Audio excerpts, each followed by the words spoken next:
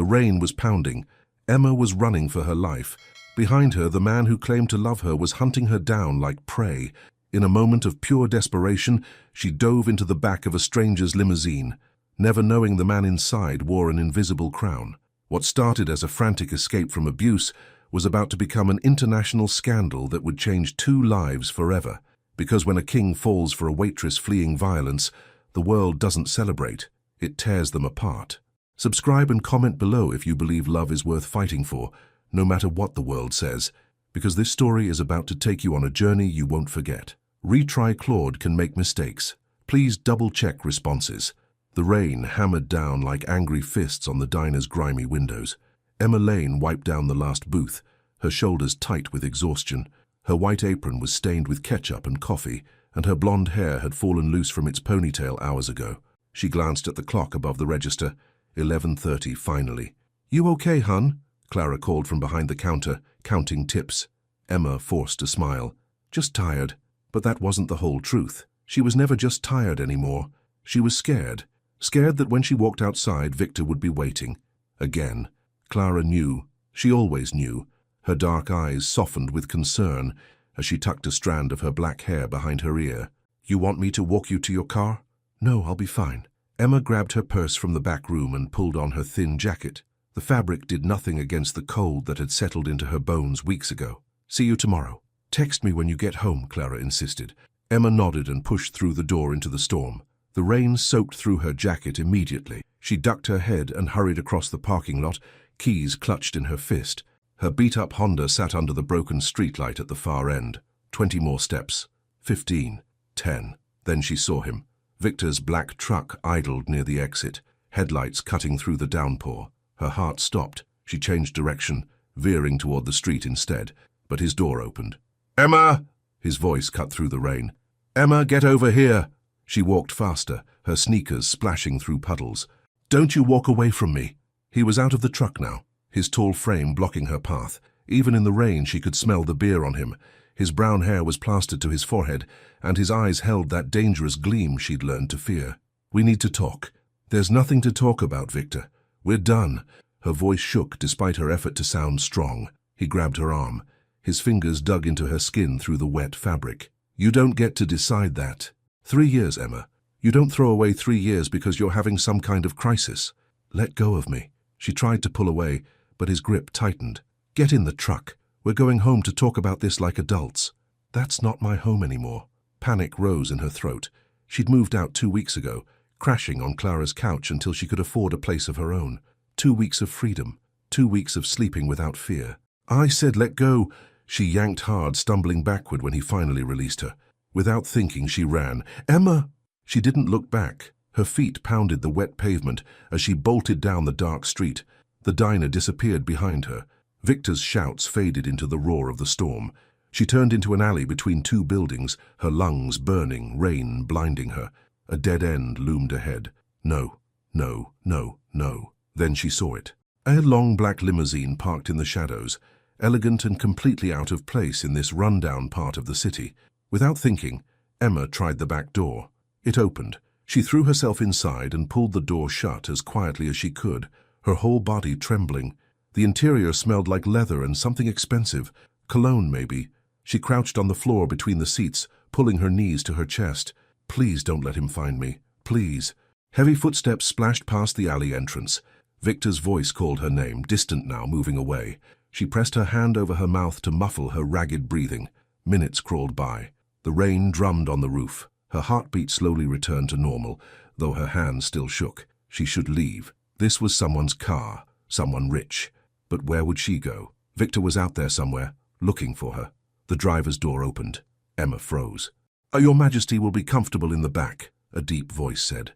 American accent. Professional. "The hotel is only 10 minutes away." "Your Majesty?" "Thank you, Marcus." Another voice responded, lower and smoother, with an accent Emma couldn't place. African, maybe. Rich and warm like honey. "It has been a long day." The back door opened. Emma's breath caught in her throat as a man slid into the seat above her hiding spot. Through the gap between the seats, she could see expensive black shoes, the hem of perfectly pressed slacks. The car filled with that same cologne scent, stronger now, The door closed, the locks clicked. "To the hotel, sir." The driver, Marcus, asked. "Yes. And Marcus?" "No stops. I am eager for privacy." The car began to move. Emma's mind raced. She was trapped in a stranger's limousine, soaking wet, probably leaving puddles on the expensive carpet. What had she been thinking? She should reveal herself, apologize. But the words stuck in her throat. The man above her shifted, and something fell to the floor near her face. A phone in a gold case. She watched his hand reach down to retrieve it. His hand stopped inches from her face. For a moment, neither of them moved. Then his hand withdrew slowly. He leaned forward, peering into the space where she huddled. Emma found herself staring up at the most striking face she'd ever seen. Dark brown skin, sharp cheekbones, eyes that held both surprise and something else. Caution, maybe, or calculation. He wore a simple black sweater, but everything about him radiated authority, power. "Marcus," he said quietly, his gaze never leaving Emma's face. "It seems we have a passenger." The car swerved slightly. "Sir? Pull over, carefully." Emma's heart hammered. "Please," she whispered. "Please don't. I am not going to hurt you." His voice remained calm, steady. "But you will explain why you are hiding in my vehicle." The car pulled to a stop. Marcus appeared at the back door, his hand hovering near his jacket in a way that made Emma think he might be armed. He was older, maybe 35, with kind eyes that had gone hard with suspicion. "Out," Marcus ordered. "Wait." The man, "Your Majesty," Marcus had called him, held up one hand. His eyes studied Emma's face, taking in her soaked hair, her tear-stained cheeks, the way she was still trembling. "She is frightened. Look at her." "All the more reason." "Look at her, Marcus." Something in his tone made the driver pause. He looked, really looked. Emma knew what he saw. A girl in a wet diner uniform, makeup smeared, eyes wild with fear. Not a threat. A victim. Marcus's expression softened slightly, though his hand didn't move from his jacket. "Please," Emma said again. Her voice cracked. "I'm sorry. I was running from... There was a man. My ex. He won't leave me alone. I just needed somewhere to hide. I didn't know this was your car. I'll go right now." She started to crawl toward the door, but the man's voice stopped her. "What is your name?" "Emma." She wiped her face with shaking hands. "Emma Lane. I work at the diner back there. I wouldn't normally..." "Where do you live?" She hesitated. "I'm staying with a friend." "Where?" "I don't want to go there. He might... Victor might..." Her voice broke. Saying his name out loud made it real again, made the fear come rushing back. The man exchanged a glance with Marcus. Some silent communication passed between them. "Your ex," the man said. "He hurt you." Emma's hand went automatically to her arm, where Victor's fingers had dug in. She nodded. Another long look between the two men. Then the man leaned back in his seat and gestured to the space beside him. "Sit. You are dripping on the floor." "I should just go..." "Sit, Emma Lane." It wasn't quite an order, but it wasn't a suggestion either. Emma climbed awkwardly onto the seat, keeping as much distance between them as possible. Her wet clothes immediately soaked into the leather. She cringed. "I'm sorry about your car. It will dry." He studied her for a moment longer, then nodded to Marcus. "Drive. Sir, drive, Marcus. Away from here." The limousine pulled back into traffic. Emma sat rigid, unsure what was happening. Was this real? Was she really sitting in a stranger's car while he ordered his driver to take her away from danger? "You're not going to call the police?" she asked quietly. "Do you want me to?" She thought about Victor, about restraining orders that didn't work, about reports that went nowhere, about being told she was overreacting, that he just loved her too much, that she should try harder to make it work. "No," she whispered. He nodded as if he'd expected that answer. "What you need is somewhere safe, somewhere he cannot find you. I can't afford a hotel. I did not ask if you could." Emma looked at him properly for the first time, really looked. He sat with perfect posture, one hand resting on his knee, completely at ease despite the bizarre situation. He had to be around 30, maybe a little younger, athletic build visible even through the sweater. There was something regal about him, something that made her think of kings and princes from the movies Clara loved to watch. "Your Majesty," Marcus had said. "Who are you?" Emma asked. A small smile touched his lips. "Someone who understands what it means to need refuge." That wasn't an answer, but before she could press, he was already speaking to Marcus again. "The Meridian Hotel. The executive suite on the 8th floor is unoccupied tonight, yes?" "Yes, sir, but book it under the secondary name. Have housekeeping send up clothes." He glanced at Emma. Size? Emma's mind spun. 4? Small? Size 4. Something warm. Toiletries as well. He pulled out his phone, the gold one that had fallen earlier. And food. Whatever the kitchen can prepare quickly. This is too much, Emma protested. I can't. You don't have to. You are right. I do not have to. He looked at her again, and this time his expression was gentler. But I choose to. Unless you would prefer I leave you in the rain to face your ex-boyfriend alone.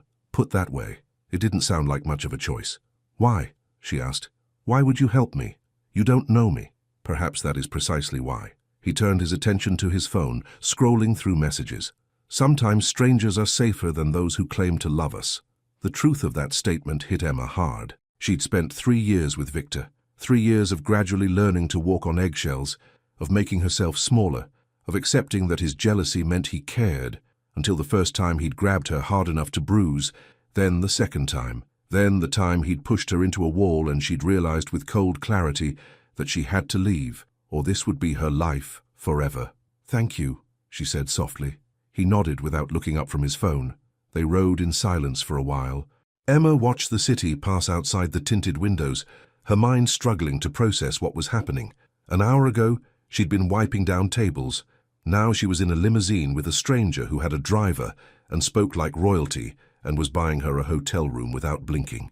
The Meridian Hotel rose before them, all glass and lights.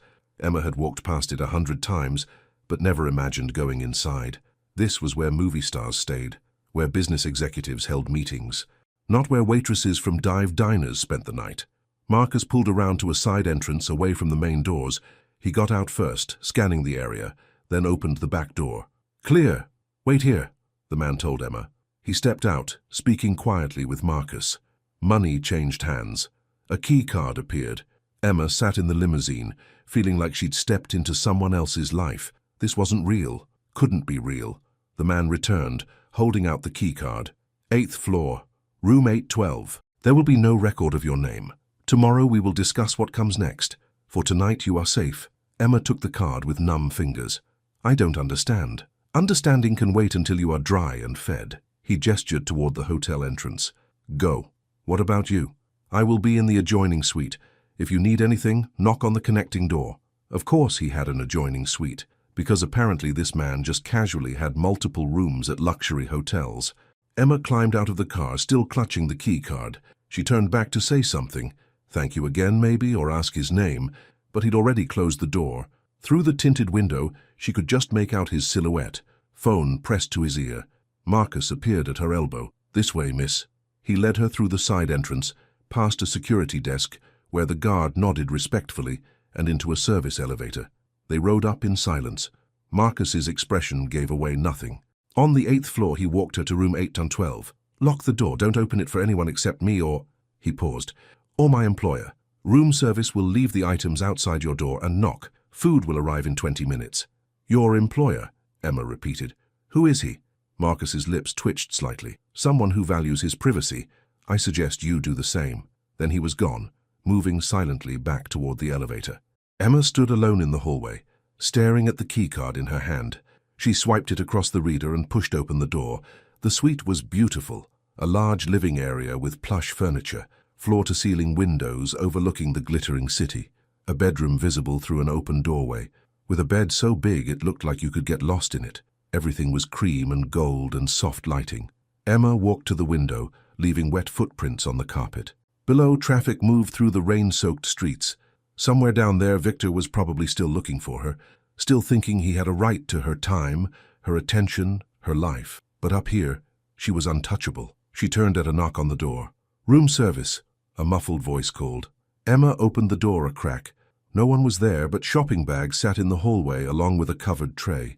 She pulled them inside quickly and locked the door again. The bags contained soft pajamas, a warm sweater, jeans, undergarments still in packages, and basic toiletries. Everything in her size. The food tray held soup, bread, a sandwich, and a pot of tea. Emma carried it all to the coffee table and just stared at it. When was the last time someone had taken care of her like this, not trying to control her, not demanding anything in return, just taking care of her? She picked up her phone. 3 missed calls from Victor, 2 voicemails. She deleted them without listening and texted Clara. I'm safe. Staying somewhere else tonight. We'll explain tomorrow. Clara's response came immediately. Thank God. Was so worried. Are you okay? Emma looked around the suite, at the food and clothes, at the door that separated her from danger. Yeah, she typed back. I think I am. She peeled off her wet uniform and stood under the shower until the water ran cold. The bathroom was marble and chrome, stocked with expensive soaps that smelled like lavender. She washed away the diner smell, the rain, the fear. When she finally got out, she felt almost human again. The pajamas were soft as clouds. She ate the soup and half the sandwich, her stomach gradually unclenching. The tea was some kind of herbal blend that made her eyes heavy. She should stay awake, should keep her guard up, should figure out what she'd walked into. But the bed called to her. The sheets were cool and smooth. The pillows cradled her head like gentle hands. For the first time in weeks, maybe months, Emma felt safe enough to sleep.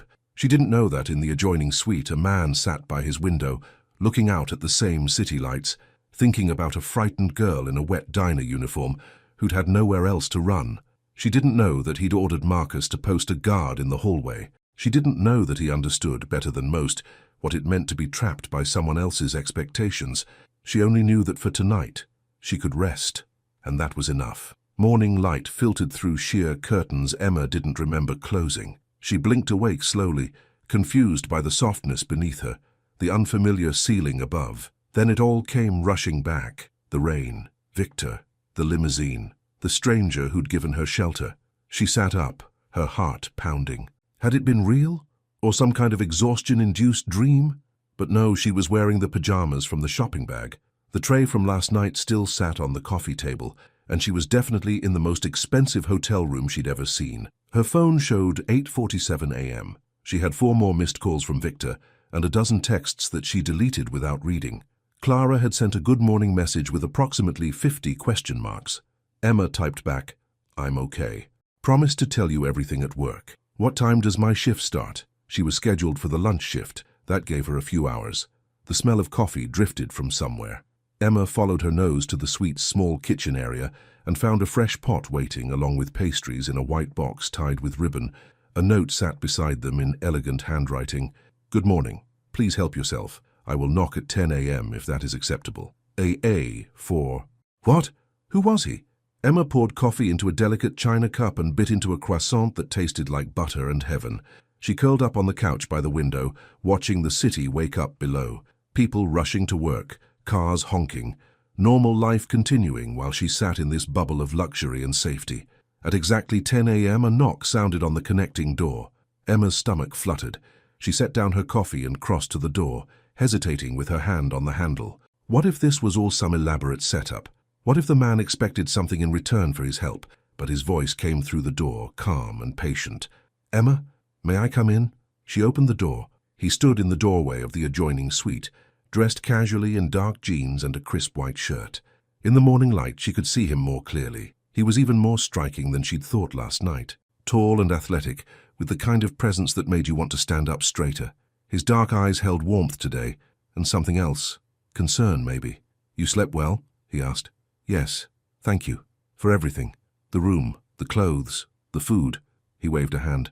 It is nothing. It's not nothing to me. He inclined his head, acknowledging her point. May I? He gestured into her suite. Emma stepped back, suddenly aware that she was standing there in pajamas, with her hair a mess. He entered and moved to the window, hands in his pockets, looking out at the view. I've been thinking about your situation, he said. This man, Victor, how serious is the threat? Emma wrapped her arms around herself. I don't know. He's never actually... he's grabbed me, pushed me, but he always says he's sorry after. Says he just gets upset because he loves me so much. Love does not hurt. His voice was quiet but firm. Love does not chase you through the rain. I know that now. Emma sat on the arm of the couch. That's why I left, but he won't accept it. He keeps showing up at my work, calling me. He says we just need to talk, but I don't have anything left to say to him. The man turned from the window. Where are you living? With my friend Clara. She works at the diner with me, but I can't stay there forever. I've been saving for my own place, but... She shrugged. Waitress wages didn't leave much for savings. You cannot return to work today. I have to. I need the money. He knows where you work. He will be watching for you. Emma's chest tightened because he was right. So what am I supposed to do? Hide here forever? No, but perhaps for today. Let him wonder where you are. Let him think you have truly disappeared. He pulled out his phone. What is the name of your diner? Rita's. But why? He held up a finger, already dialing. Yes, hello. I need to speak with the manager of Rita's diner, please. A pause. My name is not important. I am calling on behalf of Emma Lane. She will not be able to work her shift today due to a personal emergency. Yes, I understand. Thank you. He hung up and looked at Emma. Taken care of. You can't just... I needed that shift. I will compensate you for the lost wages. No. Emma stood up. No, you're already doing too much. I can't take money from you. Why not? Because I don't even know who you are. Because this whole thing is crazy. Because people don't just do things like this without expecting something in return. His expression shifted, became guarded. What do you think I expect? Emma's cheeks burned. I don't know. That's the problem. He studied her for a long moment. Then he moved to the couch and sat down, gesturing for her to sit as well. When she did, keeping a careful distance, he leaned forward with his elbows on his knees. My name is Adewale, he said. I am visiting your country for business meetings. I travel with a small security team because my work requires discretion. When I found you in my car last night, I had a choice. Turn you away or help. I chose to help because I know what it is like to feel trapped by circumstances beyond your control. That's it? You're just a nice guy who helps random women? A smile ghosted across his lips. I'm not certain I would describe myself as just a nice guy. But yes, in this case, I am simply someone who saw another person in need and had the means to help. No hidden agenda. No expectations beyond hoping you find safety. Emma wanted to believe him. Everything in his manner seemed genuine, but she'd believed Victor too at first. Believed his declarations of love, his promises to change. I need to think, she said. Of course. Adewale stood. I have meetings this afternoon, but Marcus will be available if you need anything. This evening, if you wish, we could have dinner. Here in the suite or elsewhere if you prefer. Just two people sharing a meal. You can decide if you trust me. Why do you care if I trust you? He paused at the connecting door. Because trust, once broken, is a precious thing. And I think yours has been shattered recently. I would like to help you find the pieces, if you will allow it. Then he was gone, the door clicking softly shut behind him. Emma sat in the elegant suite, her mind spinning. Adewale. Even his name sounded regal. And the way he spoke, formal but not stiff, kind but commanding. There was definitely more to his story than he was telling her. She spent the day in a strange limbo. She showered again just because she could. She ordered room service lunch, a salad and pasta that Marcus delivered personally, his watchful eyes assessing her with that same quiet suspicion from last night. She tried on the jeans and sweater from the shopping bags and was unsettled by how perfectly they fit. Around 2 p.m., Clara called. Emma Lane, you better start explaining right now. Emma curled up on the bed. It's a long story. I've got time. My shift just ended. Where are you? Are you safe? Who called the diner this morning? I'm safe. I promise I'm at... Emma hesitated. I'm at a hotel. A hotel? How are you affording... Clara's voice changed, dropped lower. Emma, what did you do? Nothing, it's not like that. I met someone. He's helping me. He? Clara's tone could have stripped paint. Emma, please tell me you didn't run from Victor straight into some other man's... It's not like that, Emma repeated. Clara, I swear, he found me last night when I was running from Victor. He gave me a place to stay. No strings. He's been nothing but respectful. Clara was quiet for a moment. Does this mystery man have a name? Adewale. Adewale, Clara repeated slowly. That's not a name you hear every day. What's he do? Business stuff. He didn't really say. Uh-huh. And he can afford to put you up in a hotel just because he felt like being nice. When she put it that way, it did sound suspicious. I know how it sounds, but Clara, you should have seen how scared I was last night. Victor was so angry. If I hadn't found his car. His car? Emma, start from the beginning. So Emma told her everything. The chase through the rain, hiding in the limousine, the way Adewale had looked at her with those assessing eyes and decided to help instead of turning her away. The suite, the clothes, the food, the way he'd called the diner for her this morning. When she finished, Clara let out a low whistle.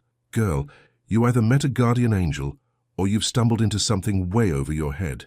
I know, but he seems genuine, and I feel safe here, Clara, really safe, for the first time in months. Okay, Clara's voice softened. Okay, but you call me tonight, and tomorrow, And you keep your guard up, you hear me?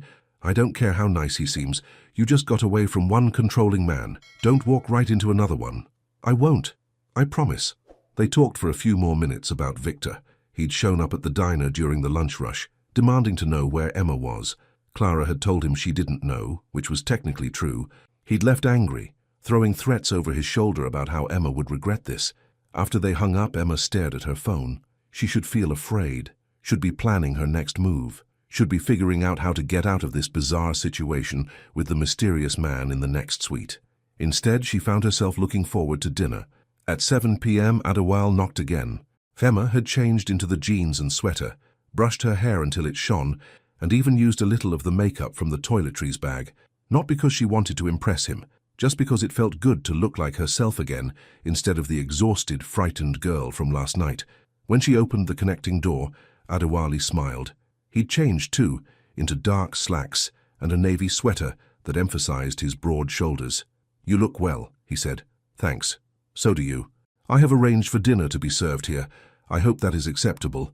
The hotel has an excellent kitchen. Here is perfect." They ate at the small dining table by the window. The food was incredible. Seared fish, roasted vegetables, some kind of grain pilaf that melted on Emma's tongue. Adewale ate with careful precision, and Emma found herself watching the way he moved. Everything deliberate, controlled, like a man who was used to being watched. "Tell me about yourself," he said. "Beyond what happened last night. Who is Emma Lane?" She laughed softly. "Not much to tell. I'm 25, born and raised in Los Angeles. Never been anywhere else. I always thought I'd go to college, but money was tight, and then I met Victor and—" She shrugged. "Time just kind of got away from me." "What would you have studied? Art, maybe? Or design? I like creating things, making spaces beautiful." She gestured around the elegant suite. "Like this.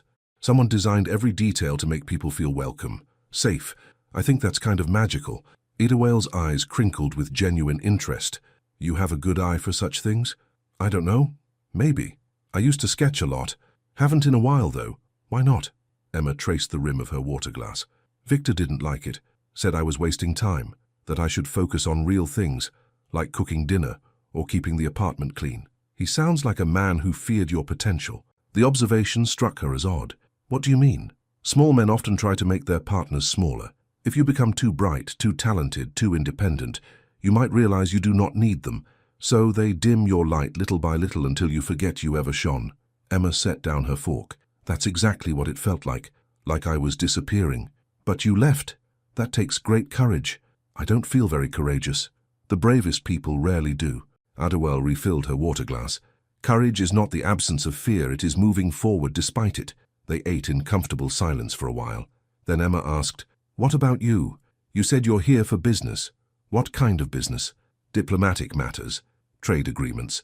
Very boring, I assure you. You don't seem like the boring type." He laughed, and the sound transformed his serious face into something younger, lighter. "No? What type do I seem like?" "Honestly? Like royalty." The laughter faded. His expression closed slightly. "Why would you say that? The way you carry yourself, the way Marcus treats you. He called you Your Majesty last night." Adewale's jaw tightened. "Marcus speaks too freely sometimes." "So it's true." For a long moment he didn't answer. Then he set down his napkin and looked at her directly. "What would you do if I told you yes?" Emma's heart skipped. "Are you serious? Would it change how you see me? Would you suddenly feel you cannot speak freely, cannot simply be Emma having dinner with a man who helped her?" She thought about it. "I don't know. Maybe. That is why I prefer to travel quietly, without fanfare. In my country I am King Adewale, but here in this city I would like to simply be Adewale, a man eating dinner with a woman whose courage he admires." King. He was an actual king. Emma's mind reeled. That explained the limousine, the money, the easy way he commanded Marcus, but it also made everything more complicated. What was she doing having dinner with royalty? She was a waitress from a dive diner who'd run away from her abusive ex. She had no business being in this suite, eating this food, talking to this man. "Hey," Adewale's voice was gentle. "Stay with me, Emma. Do not disappear into your thoughts. This is insane. You're a king, in title only, when I am here. The crown stays in Africa. Here I am just a man. Can you see me that way?" Emma looked at him, really looked, past the expensive clothes and the commanding presence. She saw a man who'd taken time to help a stranger, who'd treated her with kindness when he had every right to be angry about her hiding in his car, who spoke about courage and light and trust, like they mattered. "Yeah," she said softly, "I can see you that way." His shoulders relaxed slightly. "Good, because I find I very much want to know Emma Lane, not as a king and a subject, but as two people who perhaps need a friend in this moment." "I could use a friend," Emma admitted. "As could I." They finished dinner, talking about simpler things. Adewale asked about her favorite places in the city, and Emma described the hidden gardens near her old apartment, the taco stand that stayed open until 3 a.m., the bookstore where she used to spend hours on her days off. He told her about his country, the markets full of colorful fabrics, the music that filled the streets, the ocean that crashed against golden sand. "It sounds beautiful," Emma said. "It is, but it is also lonely sometimes being king. Everyone wants something from you, everyone has an agenda. It is rare to have a conversation without politics creeping in. Is that why you travel incognito?" "Partly, and partly because sometimes I need to remember who I am beneath the crown. Just Adewale, just a man who likes street food and long walks and conversations that matter." Emma smiled. "Well, Adewale, I'm glad your limousine door was unlocked last night." "As am I." Emma Lane. When Marcus came to clear the dishes, he gave Emma a long look that might have been slightly less suspicious than before. Might have been. After he left, Adewale stood. "I should let you rest. Tomorrow will bring new challenges." "Like what?" "Like deciding what you want to do next. You cannot hide here forever, though you are welcome to stay as long as you need, but eventually you will need to face your life again." Emma's stomach clenched. He was right. This was just a pause, a beautiful, surreal pause, but her real life was waiting outside these walls with all its complications. "I know," she said quietly. Adewale moved to the connecting door, then paused. "Emma, that light I spoke of earlier, do not let anyone dim it again. The world needs people who know how to make spaces beautiful, who see the magic in details. Do not waste that gift." Before she could respond, he was gone. Emma stood alone in the suite, her heart full of something she couldn't name. Hope, maybe, or possibility, or just the simple joy of being seen, really seen, by someone who had no reason to care. She found a notepad in the desk drawer, and for the first time in 3 years, started to sketch. Her hand moved across the paper almost of its own will, creating lines and shapes. A window, a view of city lights, a man sitting in silhouette, looking out at the world. She didn't realize she was crying until a tear smudged the pencil lines. In the suite next door, Adewale sat in his own window, phone in hand, staring at a message from Ambassador Okoro back home. "The council grows impatient. You cannot hide in America forever. Your duties await." He should respond. Should reassure his advisors that he would return soon, that this trip was necessary for trade relations, that he hadn't forgotten his responsibilities. Instead, he found himself thinking about a young woman with frightened eyes who'd hidden in his car, who'd started to smile again over dinner, who spoke about magic and light like she still believed in such things, despite everything that had tried to break her. Just 2 more days, he told himself. 2 more days to ensure she was truly safe, to help her find her footing. Then he would return to his duties, to the crown, to the life that waited for him across an ocean. 2 more days. It seemed like such a small amount of time. He had no idea. It would change everything. Emma woke to sunlight streaming through the curtains and the smell of fresh coffee. For a moment she forgot where she was. Then reality settled over her like a warm blanket. The hotel, Adewale, safety. She stretched in the massive bed, feeling muscles relax that had been tense for months. Her phone showed 9 a.m. and a text from Clara. "Victor came by again last night. Didn't tell him anything. Stay safe, babe." Emma's stomach knotted. She typed back, "Thank you, I'm okay. We'll figure out next steps soon." But what were the next steps? She couldn't hide in this hotel forever, no matter how tempting that sounded. A soft knock came from the connecting door. "Come in," Emma called, pulling on the hotel robe. Adewale entered, carrying a tray with coffee and pastries. He wore workout clothes, simple grey pants and a fitted black t-shirt that showed off his athletic build. His skin gleamed slightly, like he'd been exercising. "Good morning," he said, setting the tray on the table. "I hope I am not disturbing you." "Not at all." Emma poured herself coffee, noticing how comfortable this was starting to feel, sharing morning coffee with a king like it was the most natural thing in the world. "You've been working out?" "The hotel has a gym. I find exercise helps me think clearly." He settled into the chair across from her, his dark eyes serious. "I have been thinking about your situation." Emma's heart sank. Here it came, the polite dismissal. "Thanks for staying, but it's time to go back to real life." "Emma," his voice was gentle, "you have that look again, the one where you disappear into worry." "Stop. Sorry, I figured you were going to tell me I need to leave." "Why would you think that?" "Because this isn't real life. This is some kind of fairy tale, and fairy tales don't last." Adewale leaned forward, his elbows on his knees. "What if I told you that you could stay another week? Would you believe me?" "A week?" Emma's voice came out as a squeak. "I can't stay here a week. The cost alone is not your concern." "It has to be my concern. I can't keep taking your charity." "It is not charity." His tone was firm but not unkind. "Think of it as an investment." "In what?" "In your future. You said you wanted to study design, to create beautiful spaces. What if you used this time to work toward that? To take online courses, perhaps? To sketch and plan and dream without fear hanging over you?" Emma stared at him. "You're serious?" "Completely." He pulled out his phone and showed her a website. "There is a design program here. 6-month certificate course all online. The cost is reasonable and you could complete much of it while staying here. Safe, away from Victor." "Adewale, I can't ask you to—" "You are not asking. I am offering." He set the phone down. "Emma, I have wealth beyond what I could spend in 10 lifetimes. What good is it if I cannot help someone who deserves a chance? You have talent. You have dreams. You simply need time and space to pursue them. Let me give you that." Tears pricked Emma's eyes. "Why? Why do you care so much?" He was quiet for a moment, his gaze distant. "When I was young, my father, the previous king, he did not believe I was ready to rule. Too soft, he said.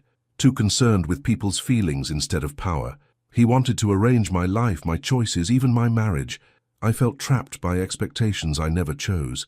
What happened? He died when I was 23. Suddenly I was king, whether I felt ready or not. And I discovered that all those qualities he saw as weakness, empathy, compassion, the desire to help, those were what made me a good leader. But I never forgot what it felt like to be trapped, to have someone else controlling my path." He looked at her directly. "I see that same trapped feeling in you, and I have the power to open a door. Why would I not use it?" Emma wiped her eyes with the back of her hand. "You're going to make me cry into my coffee. Please do not. It is excellent coffee. It deserves better." She laughed, a wet sound that broke the tension. "You're ridiculous. I have been called worse." He smiled, then his expression turned serious again. "There is one condition, however." Emma's defenses rose. "What kind of condition?" "That you promise to use this time well, to actually enroll in the program, to work toward your goals. I am not offering you an escape. I am offering you a beginning, but you must choose to walk through the door." It wasn't a trap. It was a gift, a genuine, no-strings-attached gift. "Okay," Emma whispered. "Okay, yes, I'll do it." Adewale's whole face lit up. "Excellent. Then we should celebrate. There is a place I would like to show you tonight, somewhere quiet. If you feel comfortable leaving the hotel?" Emma hesitated. "What if Victor sees me?" "He will not. I promise you that." Adewale stood, his commanding presence filling the room. "Marcus will ensure we are not followed, and I will be with you the entire time. You are safe, Emma. I will not let anything happen to you." She believed him. That was the strangest part. She actually believed him. "What should I wear?" "Casual, comfortable. We will be walking." He moved toward the connecting door, then paused. "Emma, thank you for trusting me." After he left, Emma sat with her coffee, her mind spinning. A week, a design program, a chance to actually build toward something instead of just surviving day to day. She grabbed her phone and pulled up the website Adewale had shown her. The program looked legitimate, accredited with good reviews. 6 months of courses in interior design fundamentals, color theory, space planning. Exactly the kind of thing she'd dreamed about. The application was simple. She filled it out right there at the table, her hands shaking slightly. When she hit submit, a weight she hadn't known she was carrying lifted from her chest. Her phone rang. Clara's face filled the screen. "Hey," Emma answered. "Don't hey me, I need details, real details. How long are you staying at this hotel? What's the deal with this Adewale guy? And most importantly, when can I meet him so I can determine if he's secretly a serial killer?" Emma laughed. "He's not a serial killer. That's exactly what someone dating a serial killer would say. I'm not dating him. We're just—" Emma paused. What were they? We're friends. Uh-huh. Friends who pay for luxury hotel suites and fancy clothes. It's complicated. Then uncomplicate it for me. So Emma told her about Adderwale's offer, the design program, the week at the hotel. As she spoke, she could hear Clara's breathing change, from skeptical to concerned, to something that sounded like cautious approval. "Okay," Clara said when Emma finished. "Okay, I'm going to say something, and I need you to really hear me. I'm listening. This sounds too good to be true, and usually when something sounds too good to be true, it is, but—" Clara sighed. "But you sound different, lighter, like maybe you're remembering how to hope again. So I'm not going to tell you to run. I'm going to tell you to be careful. Keep your eyes open, and if anything feels wrong, you call me immediately. Deal? Deal. Also, I still want to meet him, just to make sure he's real and not some figment of your imagination. He's real, I promise." "Good. Now tell me what you're wearing tonight on this mysterious outing." They spent the next 20 minutes going through the clothes Adderwale had provided. Clara insisted Emma wear the jeans with a soft green sweater that brought out her eyes. "If you're going to have a night out with a secret king, you might as well look good doing it." After they hung up, Emma showered and took her time getting ready. She even found herself humming, something she hadn't done in months. Victor had hated when she hummed, said it was annoying. The thought of Victor made her check her phone. 6 missed calls. She blocked his number, something she should have done weeks ago. Then she opened her laptop and started the first module of the design program. The afternoon flew by. Emma lost herself in lessons about color psychology and spatial relationships. It felt like coming home to a part of herself she'd forgotten existed. At 6 p.m., Adderwale knocked. He'd changed into dark jeans and a leather jacket that made him look less like royalty and more like someone you'd see at a concert or coffee shop. A baseball cap sat low on his head, shadowing his face. "Ready?" he asked. Emma grabbed the light jacket Adderwale had provided earlier. "Where are we going?" "You will see." Marcus waited by the elevator, dressed similarly casual, but with that ever-present alertness in his eyes. He nodded to Emma, a gesture that felt almost like acceptance.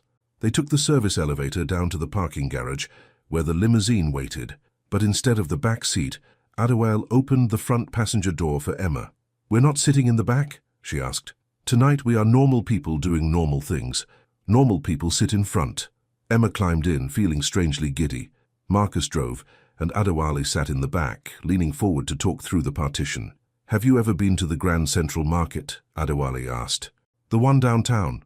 "A few times. Why?" "I discovered it on my first day here. The food, the energy, the people. It reminded me of the markets back home. Tonight, we explore." They drove through the city as the sun set, painting the sky in shades of orange and pink. Emma watched the familiar streets pass, feeling like she was seeing them for the first time. Everything looked different when you weren't afraid. Marcus parked 2 blocks from the market, and they walked the rest of the way. Adderwale kept his head down, the cap hiding his face, but his hand hovered near Emma's elbow, not touching but close enough that she felt protected. The market buzzed with life. Vendors called out their specials. Music drifted from a corner where a man played guitar. The smell of a dozen different cuisines mixed in the air. Tacos, pizza, Thai food, fresh bread. "Where should we start?" Adderwale asked, and Emma realized he was genuinely asking, not commanding, not deciding for her, asking. "Tacos," she said. "The stand in the corner makes the best tacos in the city." They ordered and found seats at a small table. Adderwale removed his cap long enough to eat, and Emma watched him bite into a taco with the same careful precision he brought to everything. Then his eyes widened. "This is extraordinary," he said, "right?" Emma grinned. "I told you." They ate and talked, and Emma felt something unfurling in her chest. Joy, maybe. Or just the simple pleasure of being out in the world without fear. They tried samples from different vendors, dumplings, falafel, some kind of dessert that was basically fried dough covered in sugar. Adderwale insisted on paying for everything, pulling cash from his pocket with the ease of someone who never worried about money. As they walked through the market, Emma caught sight of something that made her stop. A small art supply store tucked into a corner, its windows filled with sketch pads and colorful pencils and paints. "Can we go in?" she asked. "Of course." The shop was tiny but packed with treasures. Emma ran her fingers over the sketch pads, picked up pencils, examined paint sets with wonder in her eyes. She'd forgotten how much she loved this, the possibility held in blank pages and fresh colors. "Choose something," Adderwale said from behind her. "I don't need—" "Emma," his voice was patient. You have spent years being told what you need and do not need. Tonight you choose what calls to you. She picked up a sketch pad, not too big, not too small, and a set of graphite pencils. These. Is that all?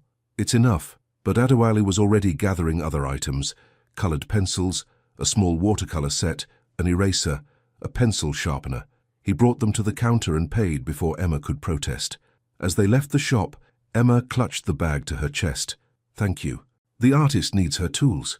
They were heading back toward the entrance when Emma saw him. Victor. He stood near the taco stand, scanning the crowd. Emma's whole body went rigid. Her breath caught in her throat. What is wrong? Adewale asked immediately. He's here, Victor, by the taco place. Emma's voice came out as a whisper. We need to go. Adewale's hand went to the small of her back, steady and sure. Marcus. Marcus appeared at their side as if summoned by magic. He followed Emma's gaze and nodded once. I see him. This way. They moved through the crowd, Marcus leading them toward a different exit. Emma kept her head down, her heart hammering. What was Victor doing here? How had he found her? But of course, Clara had mentioned the market in one of their old conversations. Victor must have remembered, must have decided to check. They were almost to the exit when someone bumped into Adewale, knocking his cap off. It fell to the ground, and for a moment his face was fully visible. A woman nearby gasped, "Oh my God, aren't you—" "No," Adewale said quickly, retrieving his cap. "You are mistaken." But the woman was already pulling out her phone. "You're that African king. I saw your picture in—" "Marcus," Adewale said urgently. They pushed through the exit into the cool evening air. Behind them, Emma heard raised voices, the woman showing people her phone, others starting to look. "Run," Marcus commanded. They ran. Emma's lungs burned as they sprinted down the street. Behind them, she could hear footsteps, voices calling out. Was it Victor? The crowd from the market? Both? Marcus led them down an alley, then another. They zigzagged through the city until Emma was completely lost. Finally, they burst into a parking garage where a different car waited, a nondescript sedan.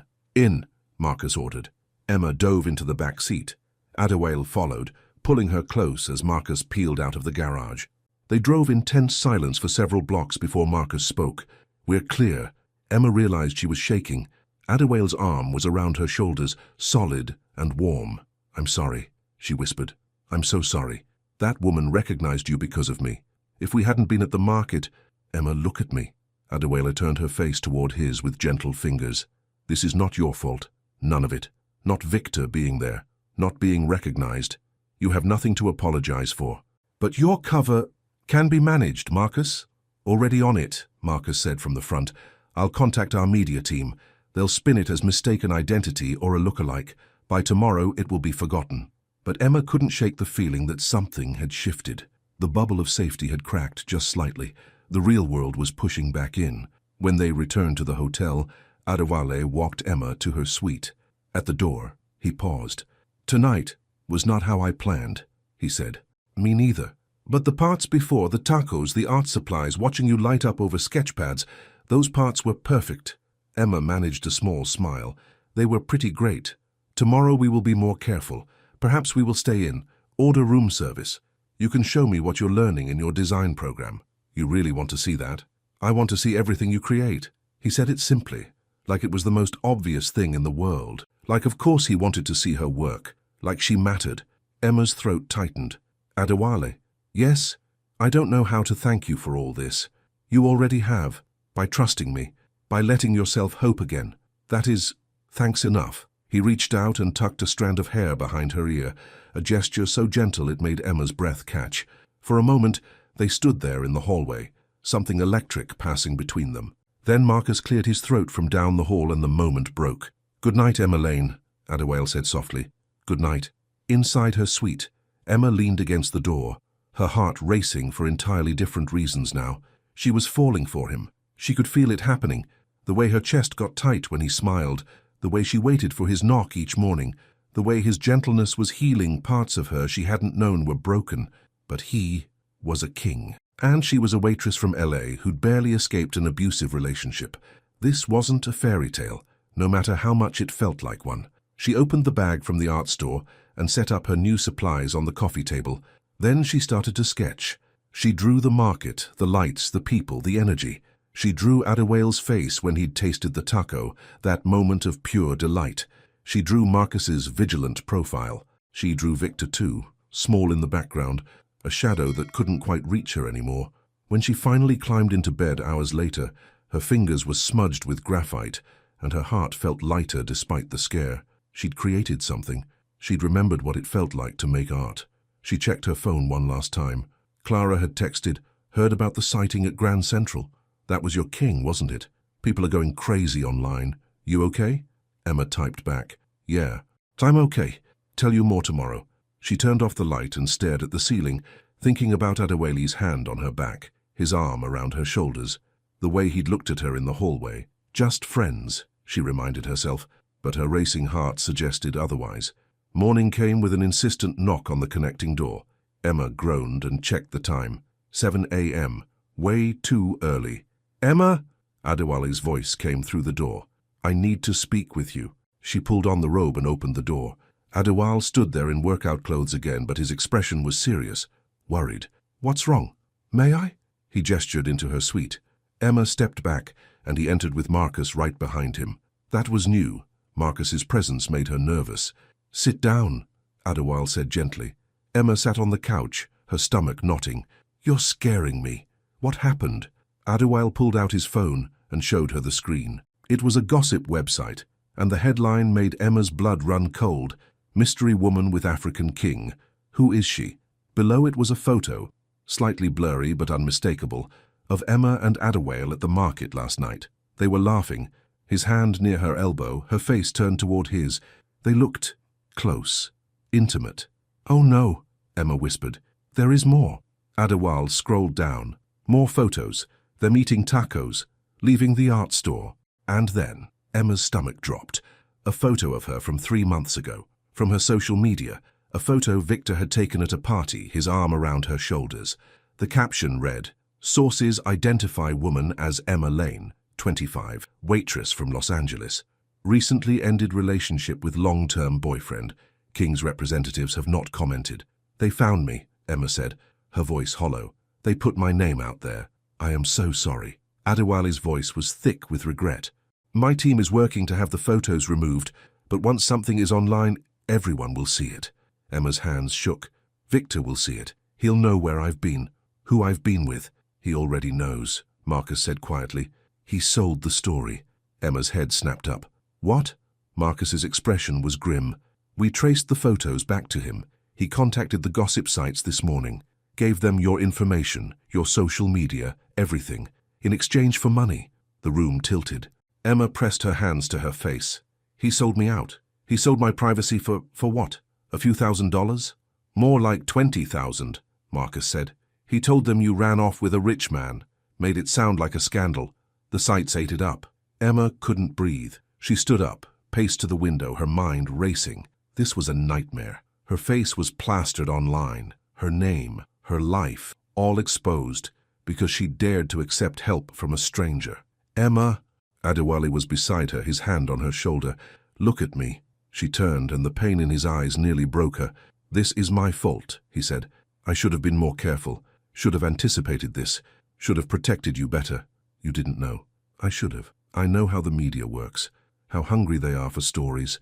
I put you at risk by taking you out, by being seen with you." His jaw clenched. "And now Victor has weaponized that against you." Emma sank back onto the couch. "What do I do? I can't go back to work. Everyone will recognize me. They'll have questions. And Victor," her voice cracked, "he knows I have money now, or access to it through you. He'll never leave me alone." "Then we change the narrative," Marcus said. Both Emma and Adewale looked at him. Marcus crossed his arms. "Right now the story is, mysterious woman runs off with king. Scandal. Intrigue. But what if we make it something else? What if we tell them the truth?" "The truth?" Emma asked. "That King Adewale helped a woman escaping domestic violence, that he provided temporary sanctuary while she gets her life together. Nothing romantic, nothing scandalous, just one human being helping another." Adewale frowned. "That exposes Emma even more." "Maybe," Marcus agreed, "but it takes away Victor's power. Right now, he controls the story. He's painting Emma as some gold digger who abandoned him for a richer man. But if we tell people what really happened, that she was running for her safety, then he becomes the villain. Not her.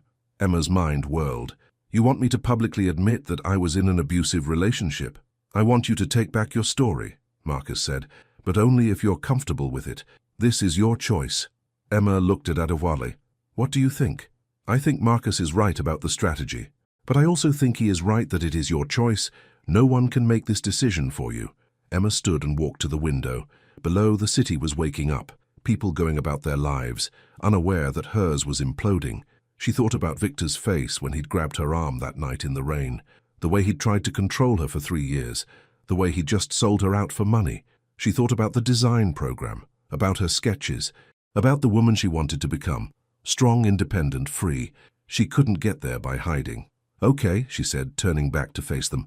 Let's do it. Let's tell the truth. Adewale's expression shifted from concern to something like pride. You are certain? No, but I'm doing it anyway. That's what courage is, right? Moving forward despite the fear? He smiled, a real smile that lit up his whole face. Yes, that is exactly what it is. Marcus pulled out his phone. I'll set up a statement. We'll release it through official channels within the hour. That should control the damage and give you time to prepare for any fallout. Fallout, Emma repeated weakly. Right. After Marcus left to make calls, Adewale sat beside Emma on the couch. You do not have to do this. Yes, I do. If I let Victor control the narrative, I'm still letting him control me. I'm done being controlled. Then I will stand beside you, whatever comes. Emma looked at him, this king who'd stumbled into her life and turned everything upside down. Why are you doing all this? Really? You could have just dropped me at a shelter that first night, could have walked away at any point, but you keep helping me. Why? Adewale was quiet for a long moment. When he spoke, his voice was soft. When I found you in my car, you were shaking like a leaf, terrified, but you still had fight in you. You still tried to explain, to apologize, to hold on to your dignity even in that moment. And I thought, here is someone who has been broken but not destroyed, someone who deserves a chance to heal. That's it? No. He met her eyes. The truth is, Emma, you reminded me that kindness matters, that helping someone is its own reward. For years, I have been surrounded by people who want things from me. Power, money, influence. But you asked for nothing. You were just grateful for safety, for a moment of peace.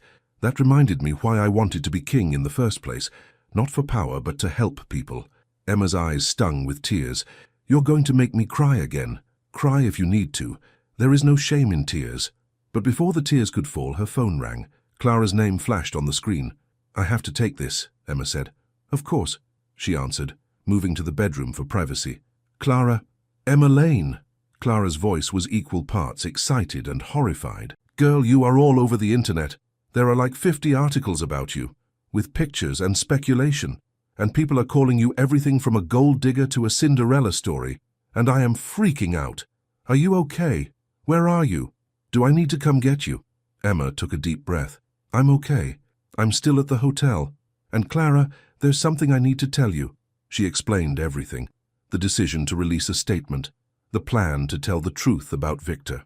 All of it. When she finished, Clara was quiet for a long moment. Okay, Clara finally said. Okay, this is actually smart. Scary as hell, but smart. And you're sure about this? I have to be. Then I'm with you. Whatever you need.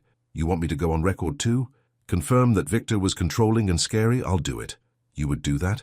Emma, you're my best friend. Of course I would. Plus, someone needs to tell the world that Victor's a manipulative jerk who doesn't deserve you. Emma smiled through her tears. Thank you. Are you falling for him? Clara asked suddenly. The king? Because, girl, from those photos, it looks like there's something there. I don't know, Emma admitted. Maybe. Probably. But it doesn't matter. He's leaving soon, going back to his country.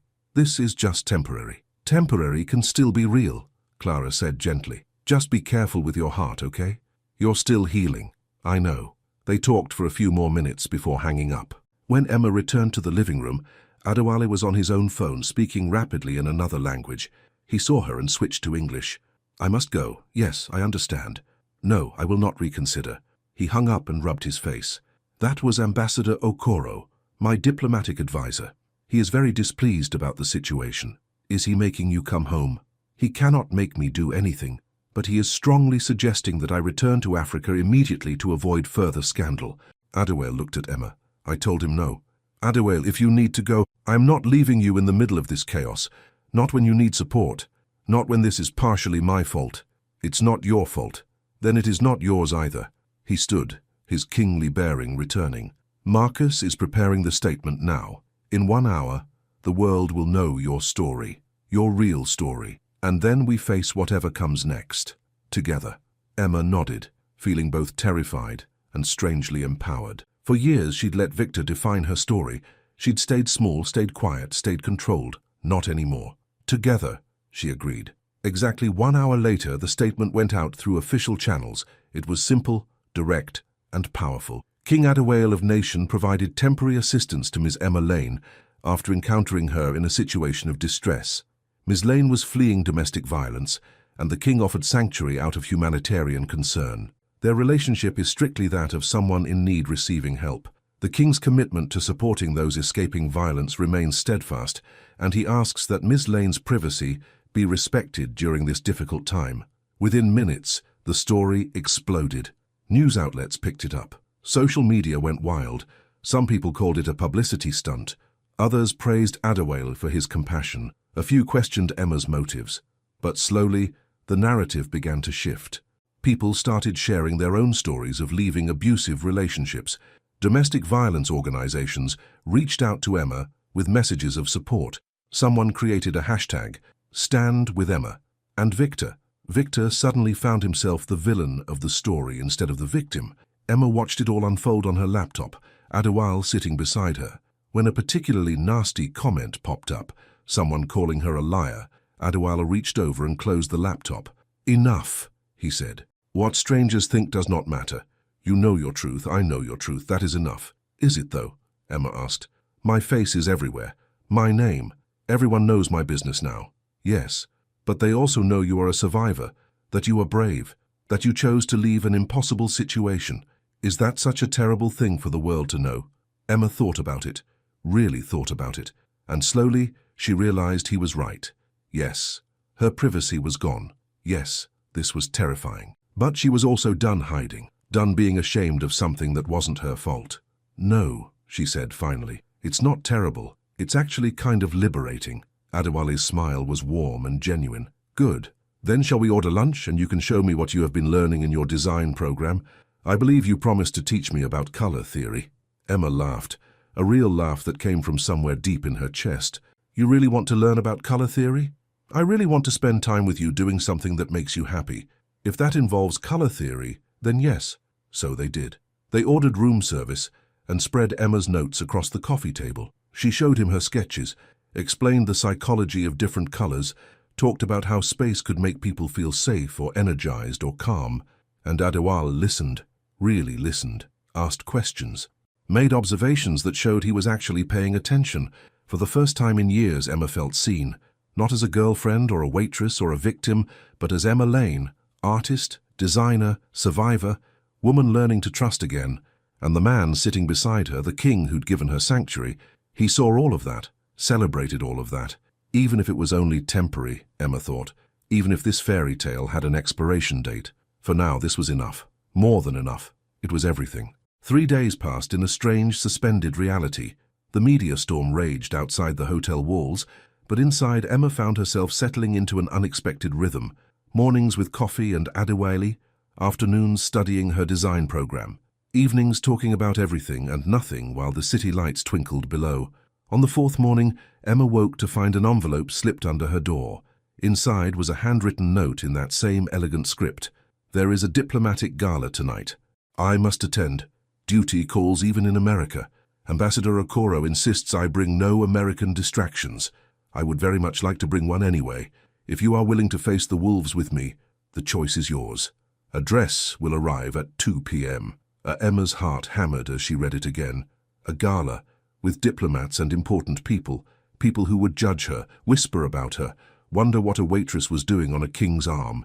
She should say no, should let him go alone, should recognize that she didn't belong in that world. But when had she started making decisions based on where she belonged? When had she started letting fear choose her path? She grabbed her phone and texted him, "What color is the dress?"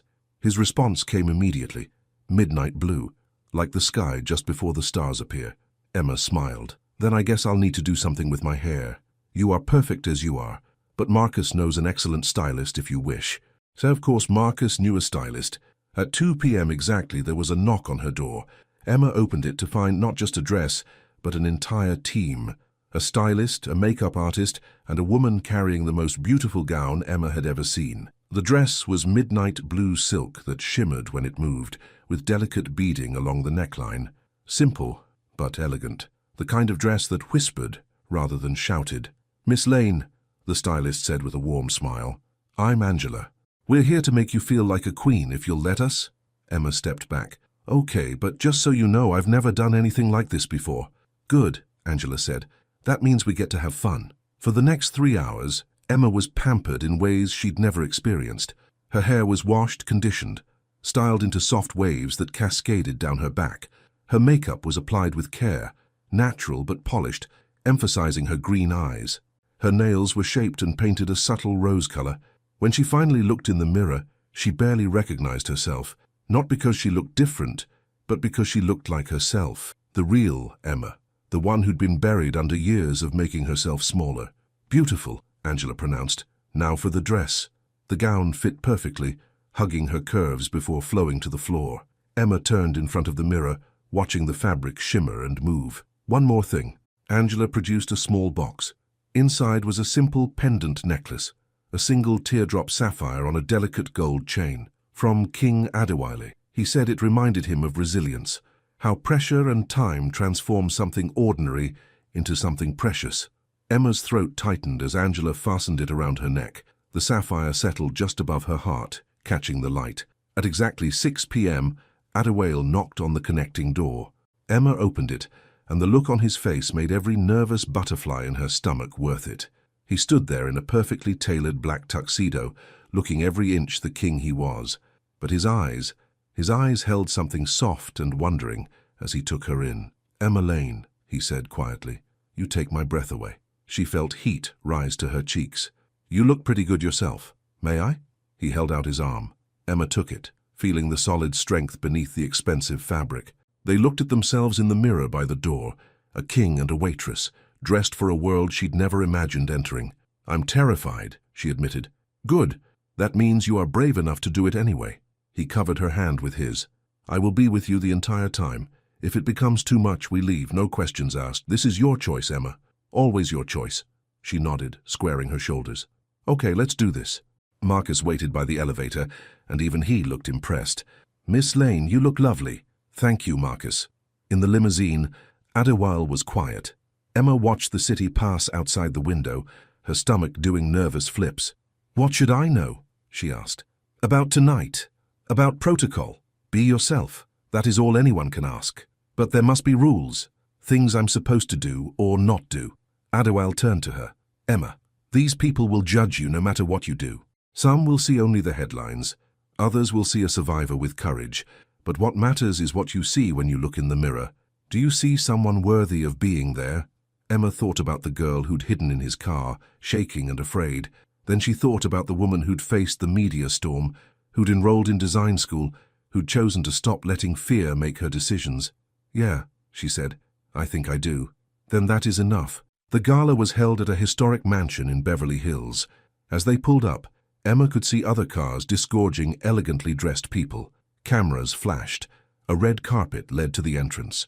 "There will be photographers," Adewale warned. "You can cover your face if you wish, or we can go in through the side entrance."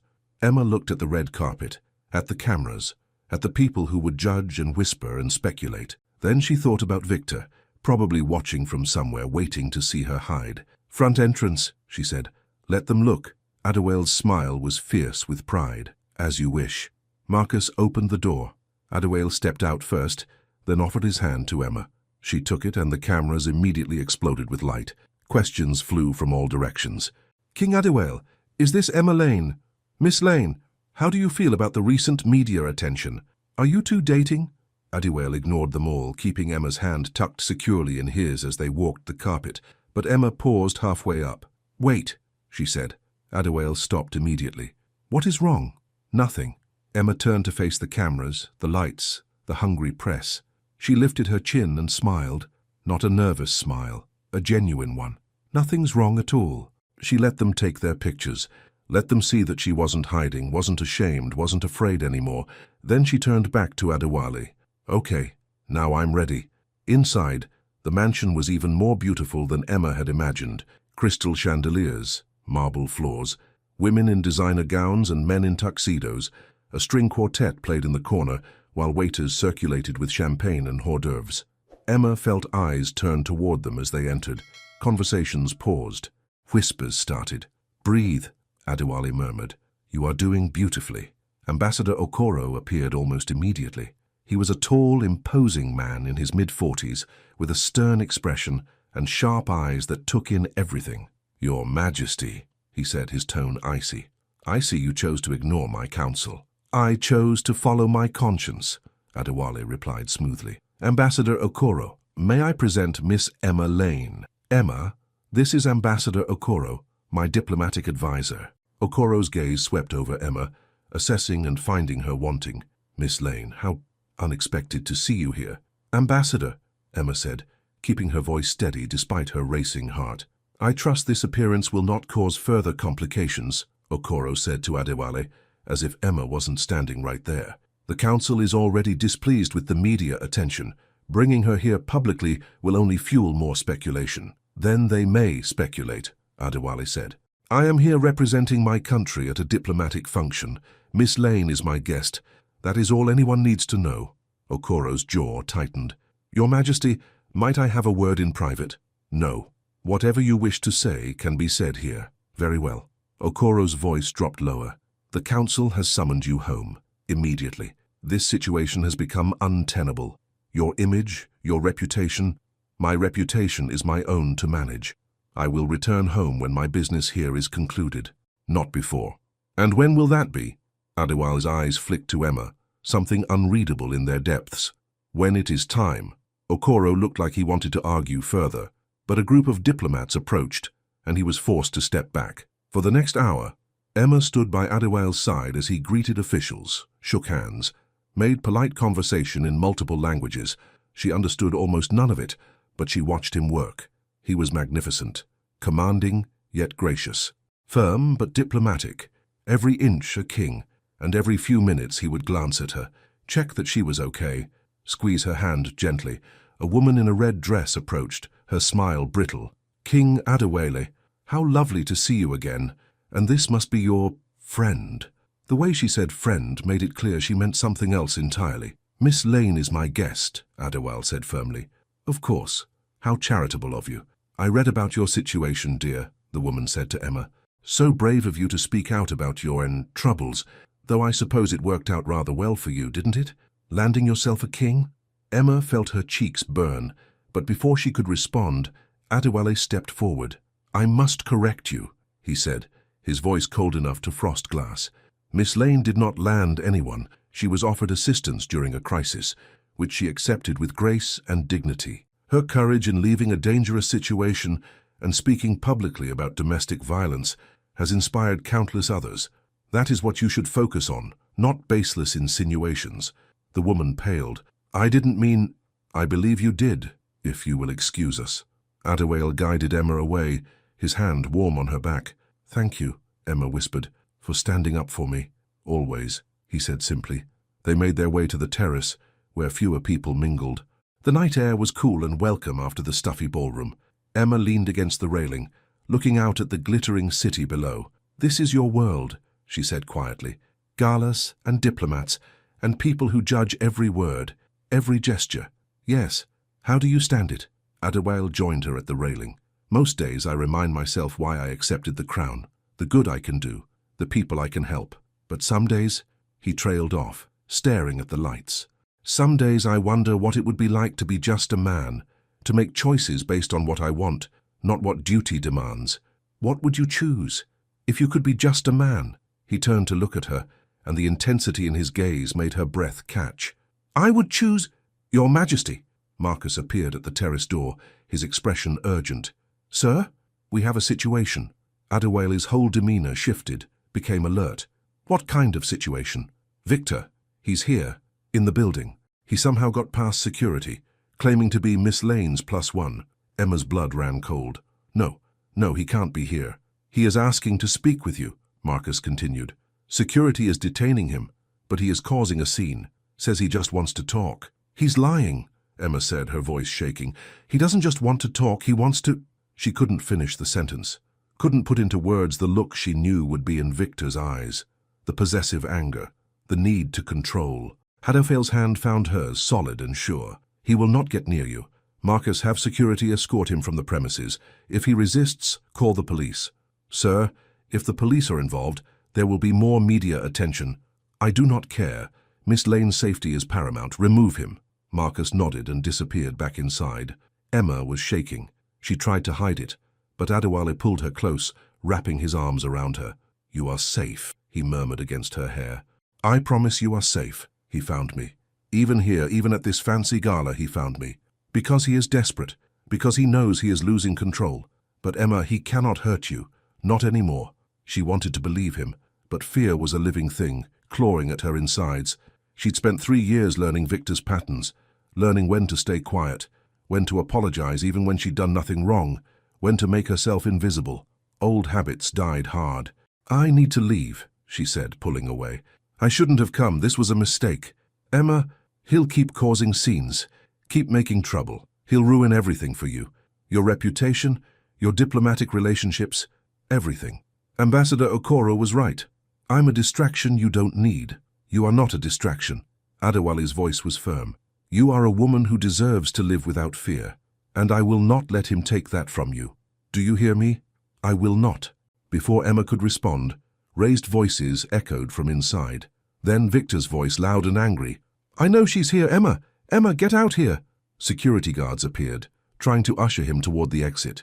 But Victor was putting on a show, making sure everyone in the ballroom could hear. 3 years I gave her. 3 years, and she runs off with some rich African the moment things get hard. Emma Lane is a liar and a gold digger, and everyone should know it. Emma's face burned with humiliation. Every person in that ballroom was now staring toward the commotion, toward her. I'm sorry, she whispered to Adewale. I'm so sorry. Then she ran. She didn't think, didn't plan, just ran through the mansion, away from Victor's voice, away from the staring faces, away from everything. Her heels clicked on marble floors. Her dress swished around her legs. She found a side door and pushed through it into a garden. The cool night air hit her face. She stumbled down a path, her breath coming in gasps that might have been sobs. Behind her, she heard Adewale calling her name, but she couldn't stop, couldn't face him, couldn't bear to see the disappointment in his eyes. She'd ruined everything, just like Victor said she always did. Strong hands caught her shoulders, spun her around. Adewale stood there, breathing hard, his tuxedo jacket gone, his tie loosened. Emma, stop. Please stop running. I can't do this. The words tumbled out. I can't be the person you need me to be. I'm not strong enough. I'm not brave enough. I'm just a waitress who can't even leave her ex without causing chaos. Look at me. Adewale's hands cupped her face, gentle but insistent. Look at me, Emma Lane. She did, and what she saw in his eyes wasn't disappointment. It was fury, but not at her. That man in there, Adewale said, his voice low and intense. He tried to shame you in front of everyone, tried to make you feel small, worthless. He wanted you to run, to hide, to prove that his words had power over you. He's right, though. I am causing problems for you. No, he is wrong, and I am going to tell you something, and I need you to really hear it. Adewale's thumbs brushed away her tears. So you are not a distraction. You are not a burden.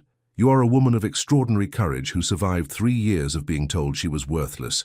A woman who had the strength to leave, to start over, to stand on a red carpet and smile despite knowing the world was judging you. That is not weakness, Emma, that is power. I don't feel powerful, but you are, and that terrifies men like Victor, so he tries to tear you down, to make you doubt yourself.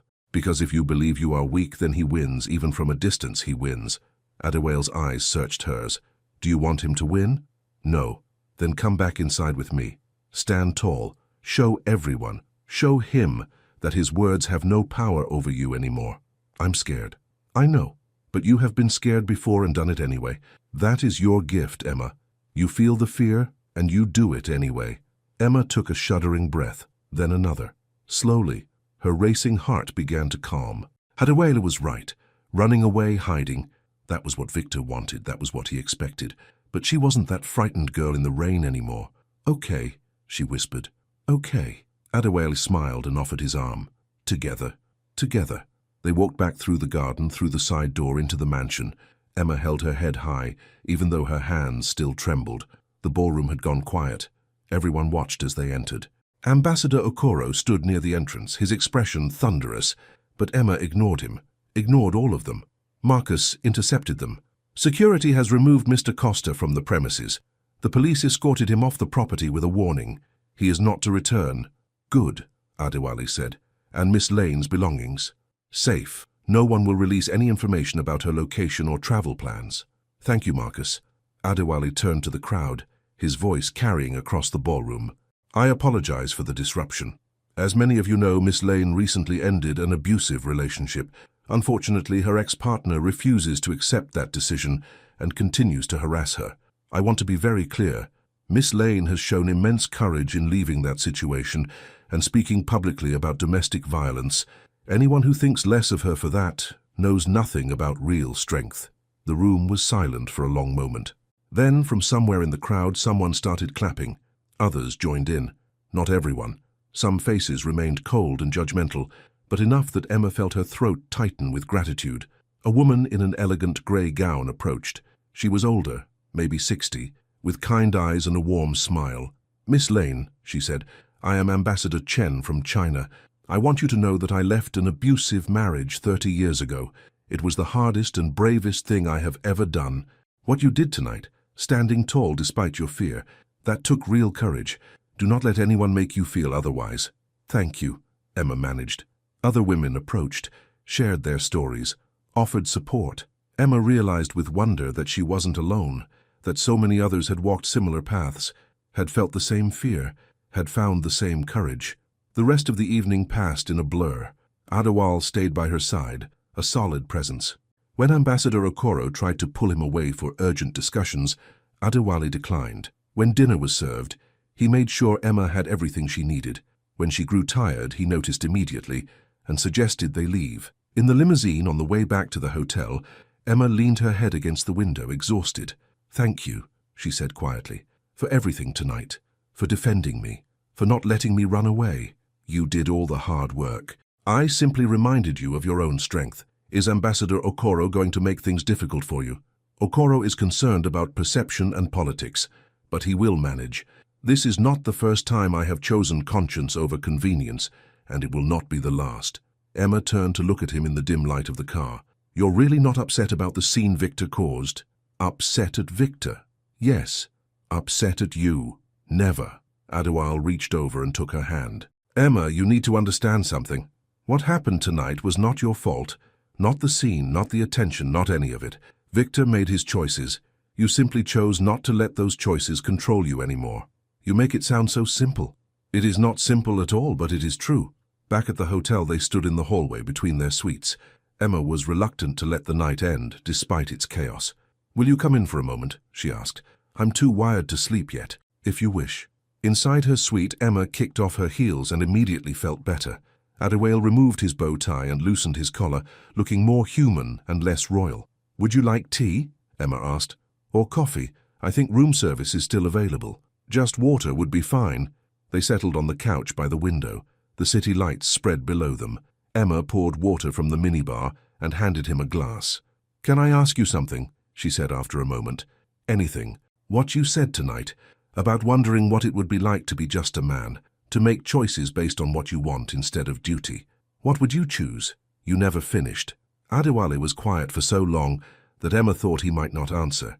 Then he set down his water glass and turned to face her. "I would choose this," he said softly. "This moment, this conversation, you." Emma's heart stopped. "What?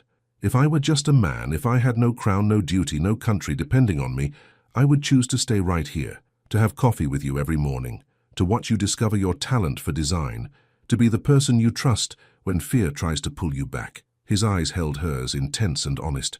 "I would choose you, Emma Lane, without hesitation." "Adewale," Emma's voice came out as barely a whisper, "but I am not just a man. I am a king, and in 2 days I must return home. There are expectations." responsibilities. An arranged marriage my council has been pushing for years. A country that needs stability, not scandal. The words hung between them like a wall. So this, Emma gestured between them. Whatever this is, has an expiration date, yes. The pain in his voice was clear. I wish it did not, but wishing does not change reality. Emma looked down at her hands. The sapphire necklace felt heavy against her skin. You could have told me that from the beginning. I know, and perhaps I should have, but I was selfish. I wanted these days with you. I wanted to pretend, just for a moment, that I could be just a man falling for an extraordinary woman. Falling for? Emma's eyes snapped up. Adewale smiled sadly. Yes, falling for. Past tense, present tense, perhaps even future tense, though that would only make leaving harder. Emma's chest felt too tight. I don't know what to say. You do not have to say anything. I am not asking you to feel the same way. I am simply being honest about what you mean to me, what these days have meant. But Emma did feel the same way. She'd been trying not to admit it, trying to protect herself, but the truth was undeniable. She was falling for him too, had been falling since that first night in the rain, maybe even since the moment he'd looked at her hiding in his car and chosen kindness over convenience. What happens now? She asked. Now we have 2 more days. 2 more days to be just Emma and Adewale, not a king and a subject, not a scandal and a headline, just 2 people who found each other at the right time, even if the timing was all wrong. And then? Then I go home, and you continue building your life, the design program, your own apartment, your art, all the things you deserve, without you, without me. His jaw clenched. But Emma, I need you to hear this. What you have learned in these days, your strength, your courage, your worth, that does not disappear when I leave. You carry that with you always. Promise me you will remember that. Emma nodded, not trusting her voice. They sat in silence for a while, the reality of his departure settling over them like fog. 2 more days. It seemed like forever, and no time at all. I should go, Adewale finally said, though he didn't move. Let you rest. Stay, Emma said. Just a little longer. We can watch the city. Talk about nothing. Pretend tomorrow isn't coming. So he stayed. They sat on the couch, not quite touching, but close enough to feel each other's warmth. They talked about small things, favorite books, childhood memories, dreams they'd had as children. They didn't talk about his leaving or what came after. Somewhere around 2 a.m., Emma fell asleep with her head on his shoulder. She woke briefly when he lifted her gently, carried her to the bedroom and tucked her under the covers. Stay safe, Emma Lane, he whispered, pressing a kiss to her forehead. Stay strong. Then he was gone, the connecting door clicking softly shut behind him. Emma lay in the darkness, tears sliding down her temples into her hair. She'd found safety in a king's car, found courage in a king's words, found herself in a king's presence, and in 2 days, she would have to let him go. Emma woke to weak morning light filtering through the curtains and an ache in her chest that had nothing to do with last night's gala. She lay still for a moment, staring at the ceiling, replaying Adewale's words. I would choose you, but he couldn't. He was a king, and kings didn't get to choose waitresses from Los Angeles no matter how much they might want to.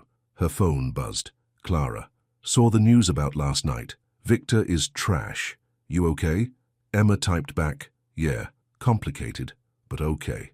Need me to come over? No, but thank you, love you too, here if you need me. Emma dragged herself to the shower, letting hot water wash away the remnants of last night's makeup and tears.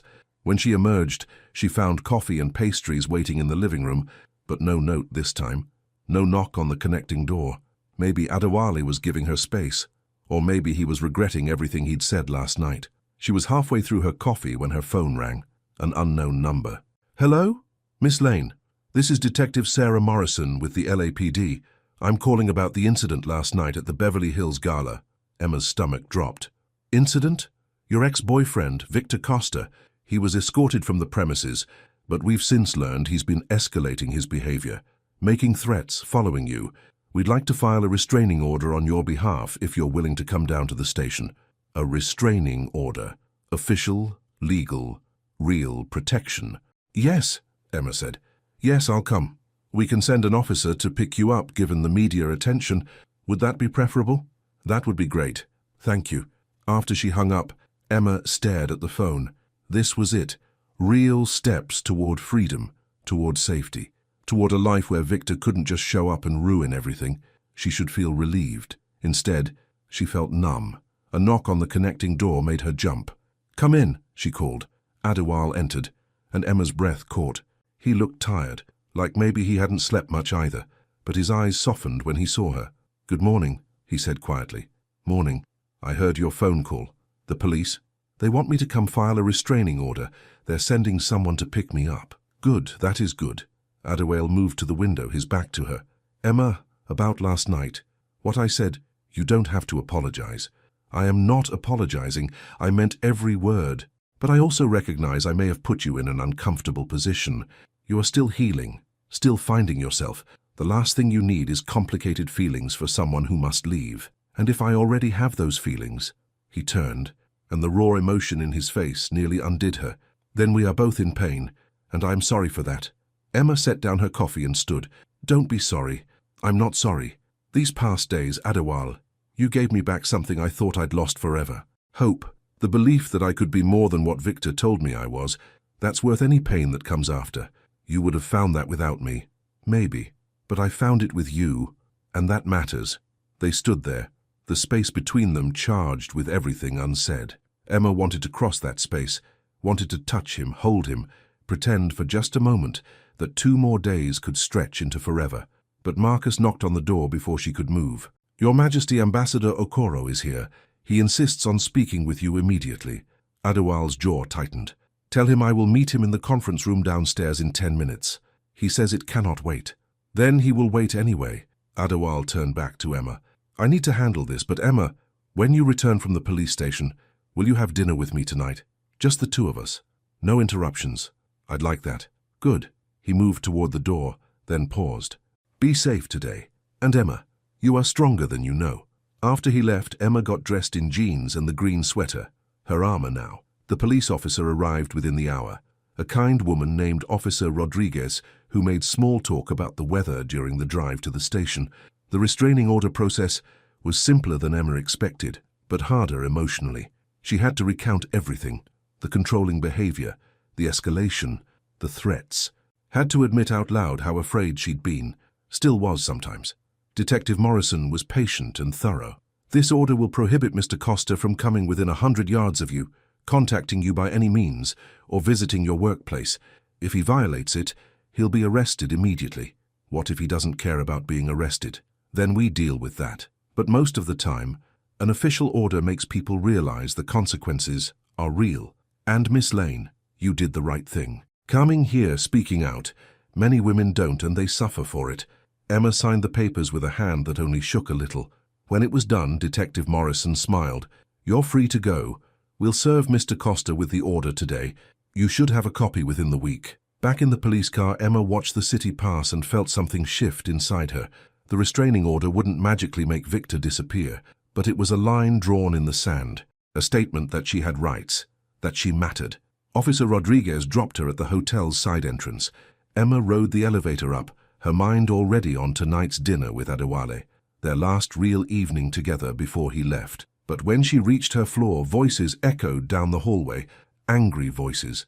Emma approached cautiously. Ambassador Okoro stood outside Adewale's suite, his face red with fury. "Cannot continue this foolishness. The council has lost patience. Your reputation is in tatters because of this woman. You must return home immediately and distance yourself from this scandal." "Miss Lane is not a scandal." Adewale's voice was cold steel.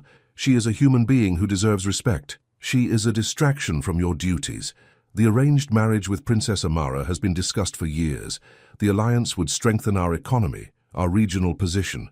Yet you throw it all away for some American waitress with emotional baggage." Emma flinched at the venom in his tone.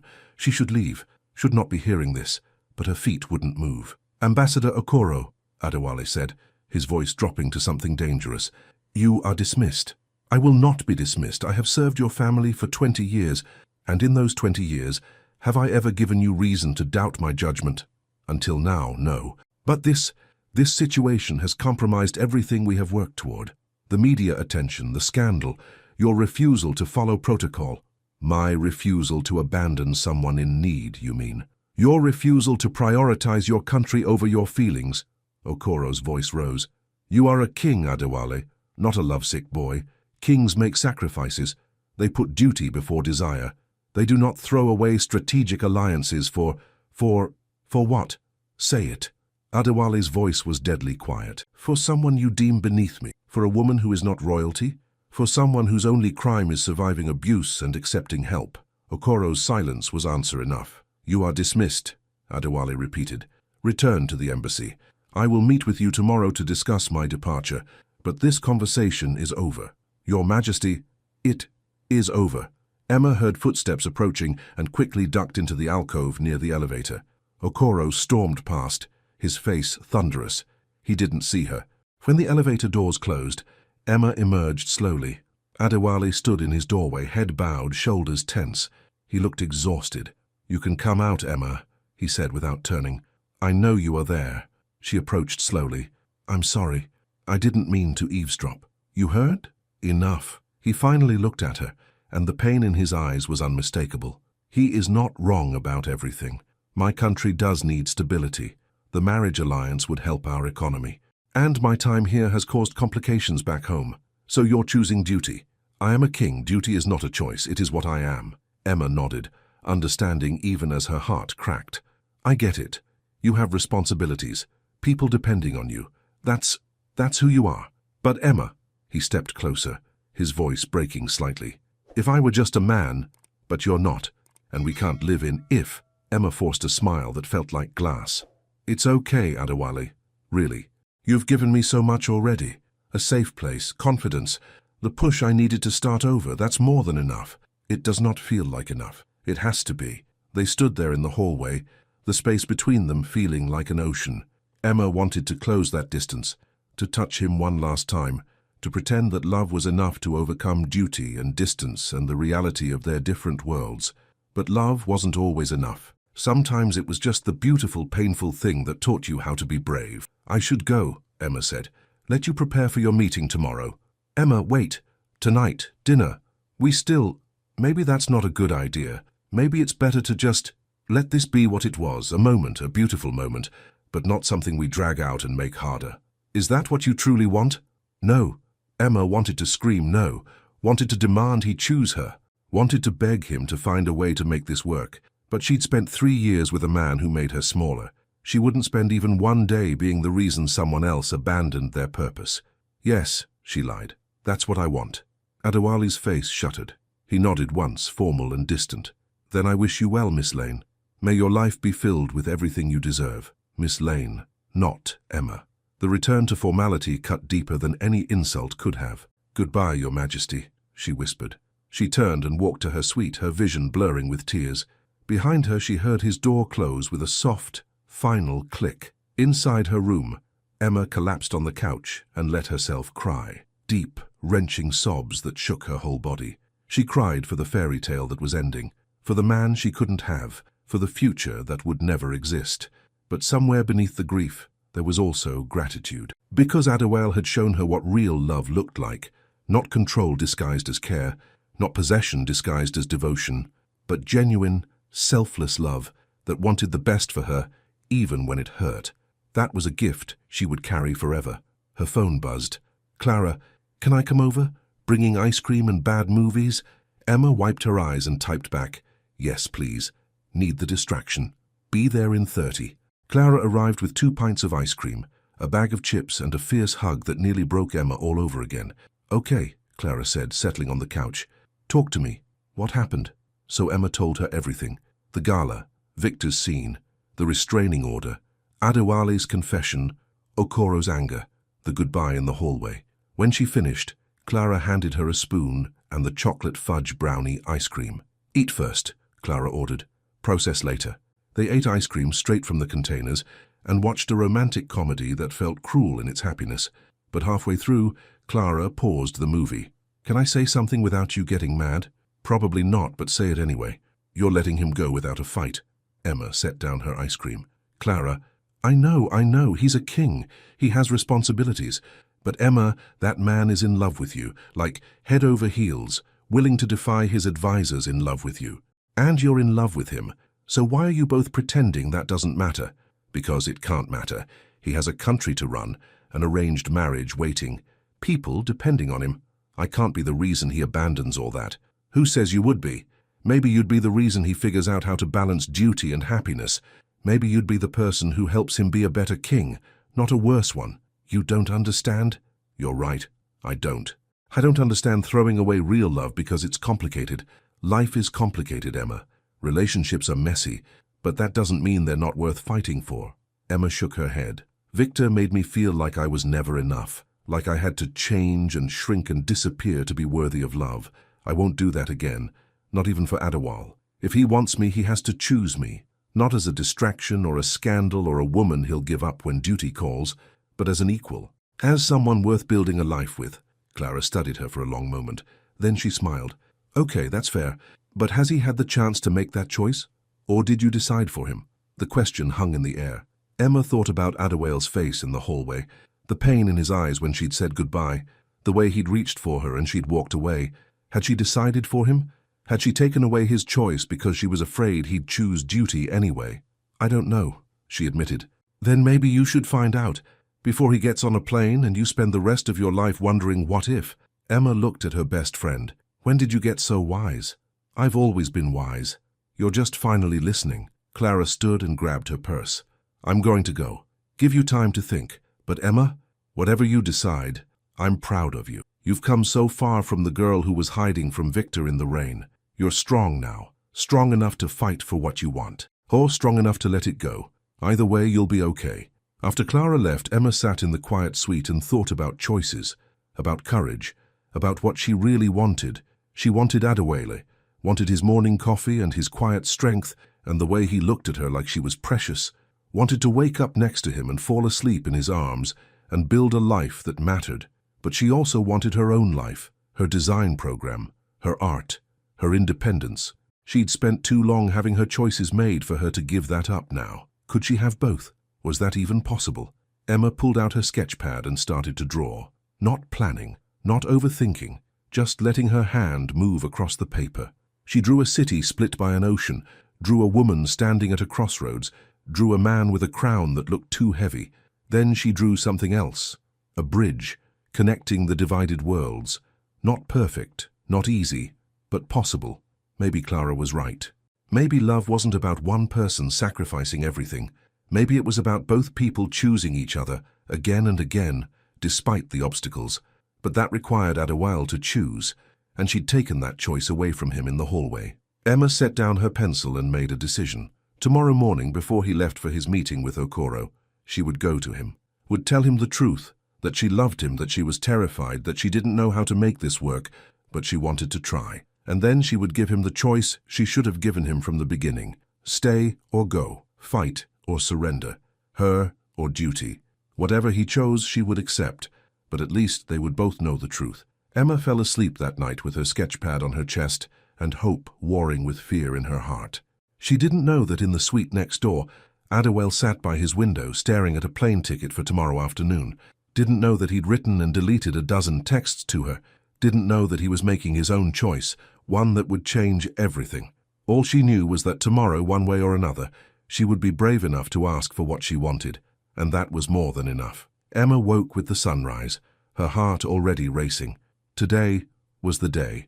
Adewale would leave this afternoon, and if she didn't speak now, she never would. She showered and dressed carefully, choosing the jeans and green sweater again, her armor. Her statement that she was still Emma Lane, waitress and artist and survivor, even as she prepared to lay her heart bare. At 7 a.m. she knocked on the connecting door. No answer. She knocked again, harder. Adewale, are you there? Still nothing. Emma's stomach sank. Had he already left? Had he decided not to say goodbye at all? She tried the handle. It turned. The door was unlocked. Adewale? She called, stepping into his suite. It was empty. Not just empty. Cleared out. His belongings were gone. The coffee maker he'd used every morning was unplugged and cold. The papers that had always covered his desk had disappeared. Emma's chest tightened. He was gone. He'd left without saying goodbye. Then she saw it. An envelope on the coffee table with her name written in that elegant script. Her hands shook as she opened it. Dear Emma, by the time you read this, I will be on my way home. I'm sorry for leaving without saying goodbye in person. I am a coward in this, I confess. I could not bear to see your face and walk away from you again. Ambassador Okoro was right about one thing. I have responsibilities I cannot ignore. My country needs stability. The marriage alliance with Princess Amara will help our economy and strengthen regional ties. These are important things, real things. They affect millions of people. But he was wrong about everything else. You are not a distraction, Emma Lane. You are the most remarkable person I have ever met. You are courage wrapped in kindness. You are strength that knows it was once broken and chose to heal anyway. You are art and hope and everything good about humanity. These days with you have reminded me why I became king. Not for power or prestige, but to help people, to create spaces where people can feel safe and grow and become who they were meant to be. You did that for yourself, despite impossible circumstances. That inspires me. I am returning home to honor my commitments, but I am also returning with a new understanding of what kind of king I want to be, one who leads with compassion, one who sees people as you see them, as worthy of dignity and care regardless of their station, one who never forgets that titles and crowns matter far less than the person beneath them. You taught me that. As for the marriage alliance, I am meeting with Princess Amara and both our councils to discuss alternative arrangements. Trade agreements do not require marriages. Alliances can be built through respect and shared goals rather than forced unions. It will take time to convince the old guard, but I believe it is possible. I believe it is necessary. Because, Emma, I meant what I said.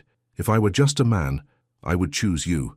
But I am a king, and a king's choices affect more than just himself. I cannot ask you to give up your life, your dreams, your hard-won independence, to be part of a world that would judge you constantly. That would expect you to be someone you are not. That would try to make you smaller again. You deserve to be exactly who you are, fully and completely. You deserve your design program and your art and a life built on your own terms. You deserve a love that celebrates you, not one that requires you to compromise yourself. Someday, perhaps, when I have restructured my responsibilities and you have built the life you deserve, our paths might cross again. I do not dare hope for it, but I will carry the possibility like a light. Until then, know this. You are enough, Emma Lane. You always were. You always will be. With all my heart, Adewale P.S. I have arranged for you to stay in the suite as long as you need. Marcus will check in periodically, but only if you wish. The design program tuition has been paid in full. There is also an account in your name, not charity, but an investment in your future. Use it to build your life, to create beauty, to be the woman you were always meant to be. You owe me nothing in return except the promise that you will never let anyone dim your light again. Emma read the letter 3 times, tears streaming down her face. He hadn't abandoned her. He'd chosen duty, yes, but he'd also seen her, really seen her, and he'd made sure she would be okay. But he was wrong about one thing. She didn't need time to build a life on her own terms. She'd already started building it, and the life she wanted, the one that felt true and right, included him. Emma ran to the window and looked down at the street. A black car sat at the curb, engine running. Marcus stood beside it, checking his phone. She still had time. Emma grabbed her purse and her phone and ran, down the hallway, into the elevator, through the lobby. Her sneakers slapped against marble floors. The doorman called after her, but she didn't stop. She burst out the side entrance and sprinted to the car. Marcus looked up in surprise. "Miss Lane, where is he?" Emma gasped. "Adewale. Where did he go?" "He left for the airport an hour ago.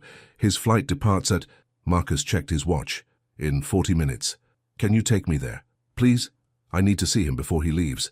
Marcus hesitated, his usual professional mask slipping to show uncertainty. "Miss Lane, King Adewale was very clear that—" "I don't care what he was clear about," Emma's voice cracked. "He made a choice for both of us without giving me a say. He decided what I deserve and what I can handle, and what my life should look like. And I appreciate it, I do, but he's wrong. Wrong about what? About needing to protect me from his world. About thinking I can't handle the pressure or the judgment or the complications. About believing that love has to be easy to be worth it." Emma's hands clenched into fists. "I've spent 3 years being told what I can and can't handle, what I deserve and don't deserve. I'm done with that.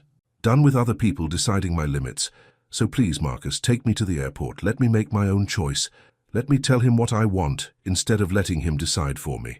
Marcus studied her face for a long moment. Then, slowly, he smiled. The first real smile she'd ever seen from him. "Get in the car, Miss Lane." Emma dove into the back seat. Marcus got behind the wheel and pulled into traffic. driving with the kind of urgency that probably violated several traffic laws. "There is security," Marcus warned as they sped through the streets. "Private terminal, but still security. They may not let you through. Then I'll make a scene. I'm good at those now, apparently." Marcus's laugh was surprised and genuine. "Yes, I suppose you are." The airport appeared ahead. Marcus navigated to the private terminal, flashing credentials at the gate. They drove right up to the entrance.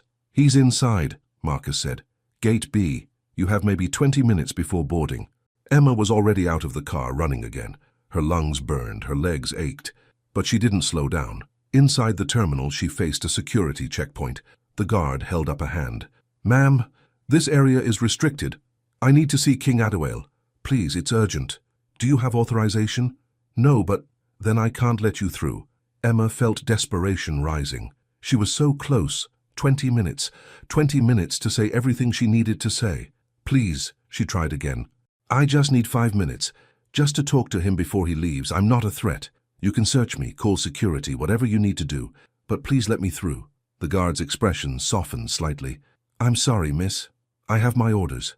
Emma's eyes burned with frustrated tears. She'd come all this way, had found her courage, had been ready to fight for what she wanted, and she was going to be stopped by airport security. "Miss Lane." She turned to find Ambassador Okoro standing behind her, his expression unreadable. "Ambassador," she said, her voice flat. "Come to make sure I don't cause one last scandal?" "Actually," he said slowly, "I came to bring you this." He held out a security pass. "It will get you through the checkpoint. Gate B, be quick." Emma stared at the pass, then at Okoro. "Why?" "Because I was wrong." The admission seemed to cost him. "I have been advising King Adewale for many years, and in that time I have seen him make many difficult decisions, but I have never seen him as happy as he has been these past days. Even in the midst of chaos and scandal and media attention, he has been lighter, more himself." Okoro handed her the pass. "I still believe duty matters, that a king's responsibilities cannot be taken lightly. But perhaps I have been too rigid in my understanding of what those responsibilities must look like. Perhaps there is room for both duty and happiness, for both tradition and change." "Thank you," Emma whispered. "Do not thank me yet. You may get through security only to find he will not change his mind. King Adewale is remarkably stubborn when he believes he is doing the right thing." "So am I." Okoro's lips twitched. "Yes, I have noticed. Go, Miss Lane, before I remember all the reasons this is a terrible idea." Emma ran through security, flashing the pass, not stopping to collect her belongings from the scanner. Gate B there." She burst into the waiting area and saw him immediately. Adewale stood by the windows overlooking the tarmac, his back to her. His shoulders were tense, his posture rigid. Even from behind, he looked like a man carrying the weight of the world. Emma's steps slowed. Doubt crept in. What if Okoro was right? What if Adewale wouldn't change his mind? What if she'd just humiliated herself for nothing? Then she remembered Clara's words. "You're strong enough to fight for what you want."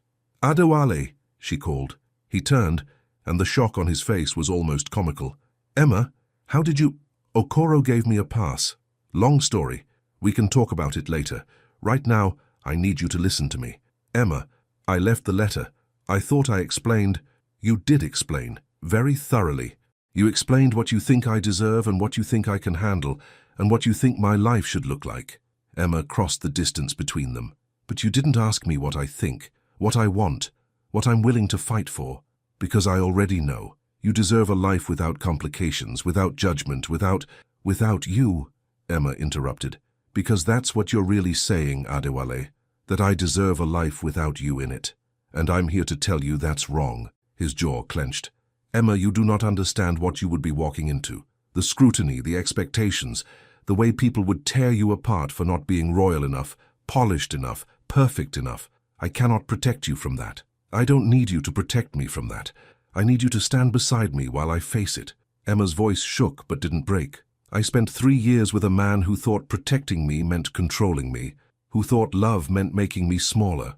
You're nothing like him, Adewale.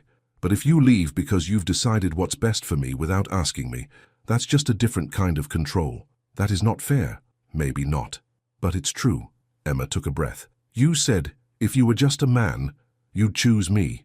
Well, I'm just a woman and I'm choosing you. Not your crown, not your wealth, not the fairy tale. You. The man who makes terrible coffee and listens to my design theories and looks at me like I'm brave even when I'm terrified. Emma, I'm not finished. She stepped closer. You also said I deserve a love that celebrates me without compromise. You're right, I do. But love isn't about avoiding compromise. It's about choosing someone and figuring out how to build a life together despite the obstacles. It's messy and complicated and sometimes really hard, but that doesn't make it not worth it. Adewale's expression was anguished. I have a country depending on me. I know, and I'm not asking you to abandon that. I'm asking you to let me be part of it, to let me support you while you lead, to let me build my life alongside yours instead of separate from it. You would have to move, leave everything you know. I'd be leaving a dive diner and a couch at Clara's apartment. Not exactly a huge sacrifice. The media would be relentless. They're already relentless. At least if we're together, I'd have you in my corner. You would be judged constantly, held to impossible standards. So I'll fail sometimes, I'll mess up. I'll say the wrong thing or wear the wrong dress or embarrass you at state functions. And you know what? I'll survive. Because I'm stronger than you think I am. Adewale shook his head, but there were tears in his eyes now. I am trying to do the right thing. The right thing for who? Emma took his hands in hers. Adewale, I love you. I love your strength and your kindness and the way you see people. I love that you carry the weight of responsibility without complaint. I love that you're trying to protect me even now. But the best way to protect me isn't to leave me. It's to stay and face whatever comes together. You love me. His voice was barely a whisper. I love you, and I think you love me too. So stop trying to be noble and self-sacrificing, and just tell me the truth. Do you want me? Not as a scandal or a complication or a woman you'll regret leaving, but as a partner, as someone to build a life with, as an equal. The tears spilled over onto his cheeks. More than I have ever wanted anything. Then choose me. Choose us. Choose the messy, complicated, difficult thing, because I promise you, Adewale, it will be worth it. For a long moment, he just looked at her. Emma could see the war in his eyes, duty against desire, responsibility against hope. Then he pulled her into his arms and kissed her. It was not a gentle kiss. It was desperate and fierce and full of all the emotion they'd been holding back. Emma's hands fisted in his shirt, his fingers tangled in her hair. They kissed like people who'd been drowning and finally found air. When they finally broke apart, both breathing hard, Adewale pressed his forehead to hers. I love you, he said. I love you, and I am terrified of failing you. Then we'll fail together, and we'll figure it out as we go. My council will be furious. Let them be furious. You're the king, aren't you? He laughed, a wet sound full of relief and joy. Yes, I suppose I am. And as king, you can make your own choices, build your own kind of leadership, one that includes both duty and happiness, both tradition and change, both your country and me. You make it sound simple. It won't be simple at all. It will be hard and messy, and we'll probably fight about it sometimes. But Adewale, Emma cupped his face in her hands. I'm not going anywhere. You're stuck with me now. I can think of nowhere I would rather be stuck. They kissed again, softer this time. A promise instead of a plea. Behind them, someone cleared their throat. Marcus stood in the doorway, his expression carefully neutral, but his eyes warm. Your Majesty, the pilot needs to know whether we're departing. Adewale looked at Emma. Come with me. To Africa. To everywhere. Come home with me. Meet my country. See where I come from. And then we will figure out how to build a life that spans oceans and cultures and everything else. Emma thought about her apartment hunt, her design program, her carefully planned future, all the things she'd thought she needed to do alone. Then she thought about coffee with Adewale, about his hand in hers, about building something bigger and more beautiful than she'd ever imagined. Okay, she said. Let's go. Marcus's smile was knowing. I will inform the pilot we have an additional passenger. As they walked toward the plane, Emma's phone buzzed. Clara. Did you catch him? Emma typed back. Caught him. Going to Africa. Will explain later. Love you. Clara's response was immediate. What? Call me from the plane. Need all details. Also, I'm proud of you for being brave. Emma pocketed her phone and looked at Adewale. Last chance to change your mind. Not a chance. He laced his fingers through hers. You said you choose me. Well, I choose you too, Emma Lane, every day for as long as you will have me. They boarded the plane together. As it lifted into the sky, Emma looked out the window at Los Angeles, shrinking below. Somewhere down there was the diner where she'd worked, the alley where she'd hidden, the hotel where she'd learned to trust again, and beside her was a king who'd chosen love over duty. who'd chosen mess over easy, who'd chosen her. It wouldn't be perfect. There would be struggles ahead, cultural differences, public scrutiny, the challenge of building a life across two worlds. Emma knew that, but she also knew they would face it together, as equals, as partners, as two people who'd found each other at exactly the right time, even if the timing seemed all wrong. Adewale's hand squeezed hers. No regrets? Emma looked at him, this man who'd given her sanctuary and safety, and the courage to want more than survival. This man who'd seen her at her most broken and called her brave. This man who loved her enough to let her choose. Not a single one, she said, and somewhere above the clouds, between the world she was leaving and the one she was flying toward, Emma Lane smiled. Because this messy, complicated, beautiful thing, this was love, real love. The kind that healed instead of hurt. The kind that lifted instead of crushed. The kind that said, I see you, I choose you, I will stand with you no matter what comes. And that was worth every risk, worth every fear, worth everything. 6 months later, Emma stood in a sunlit studio overlooking the palace gardens, surrounded by color swatches and fabric samples. Her design program had expanded into a full certification, and she was now working on her first real project, redesigning the palace's guest suites to be more welcoming and accessible. Her phone buzzed. Clara's face appeared on the screen. Hey, Emma answered. How's LA? Missing you, but good. How's princess lessons going? Emma laughed. I'm not a princess, and there are no lessons. Just a lot of learning and messing up. And Adewale reminding me I'm doing fine when I'm convinced I've offended someone important. Have you offended anyone important? Only about 12 different ambassadors. But in my defense, nobody told me that comment about shoes would be considered scandalous. Clara's laugh echoed through the phone. I wish I could see you navigate royal politics. It must be hilarious. It's terrifying, but also kind of amazing. Emma moved to the window. Below, Adewale walked through the gardens with his advisors, gesturing animatedly about something. He looked up and waved when he saw her. Her heart still fluttered. I'm learning so much. About design, about leadership, about myself, and the media. Still brutal sometimes, but we're handling it. Adewale gives interviews about modernizing the country. I talk about surviving abuse and following dreams. Together, we're slowly changing the narrative. From scandal to inspiration, something like that. It helps that Princess Amara and I get along really well. She's actually relieved she doesn't have to marry for politics. We're working together on a women's initiative now. Look at you, international woman of mystery. Emma laughed. More like international woman who still burns toast and says the wrong thing at state dinners. But yeah, I'm happy, Clara. Really, genuinely happy. That's all I wanted to hear. Now, when are you coming to visit? Next month. Adewale has meetings in New York. I thought we could do a few days in LA after. Perfect, I'll plan a proper reunion, with tacos. After they hung up, Emma returned to her design work. She'd learned so much in 6 months. About color and space and culture. About protocol and politics and patience. About love that required work, but gave back more than it took. It wasn't easy. There were days when the scrutiny felt overwhelming, when she missed her old life's simplicity, when she wondered if she'd made the right choice. But then Adewale would find her in her studio and ask about her day, or they'd walk through the markets and she'd see how much the people loved him.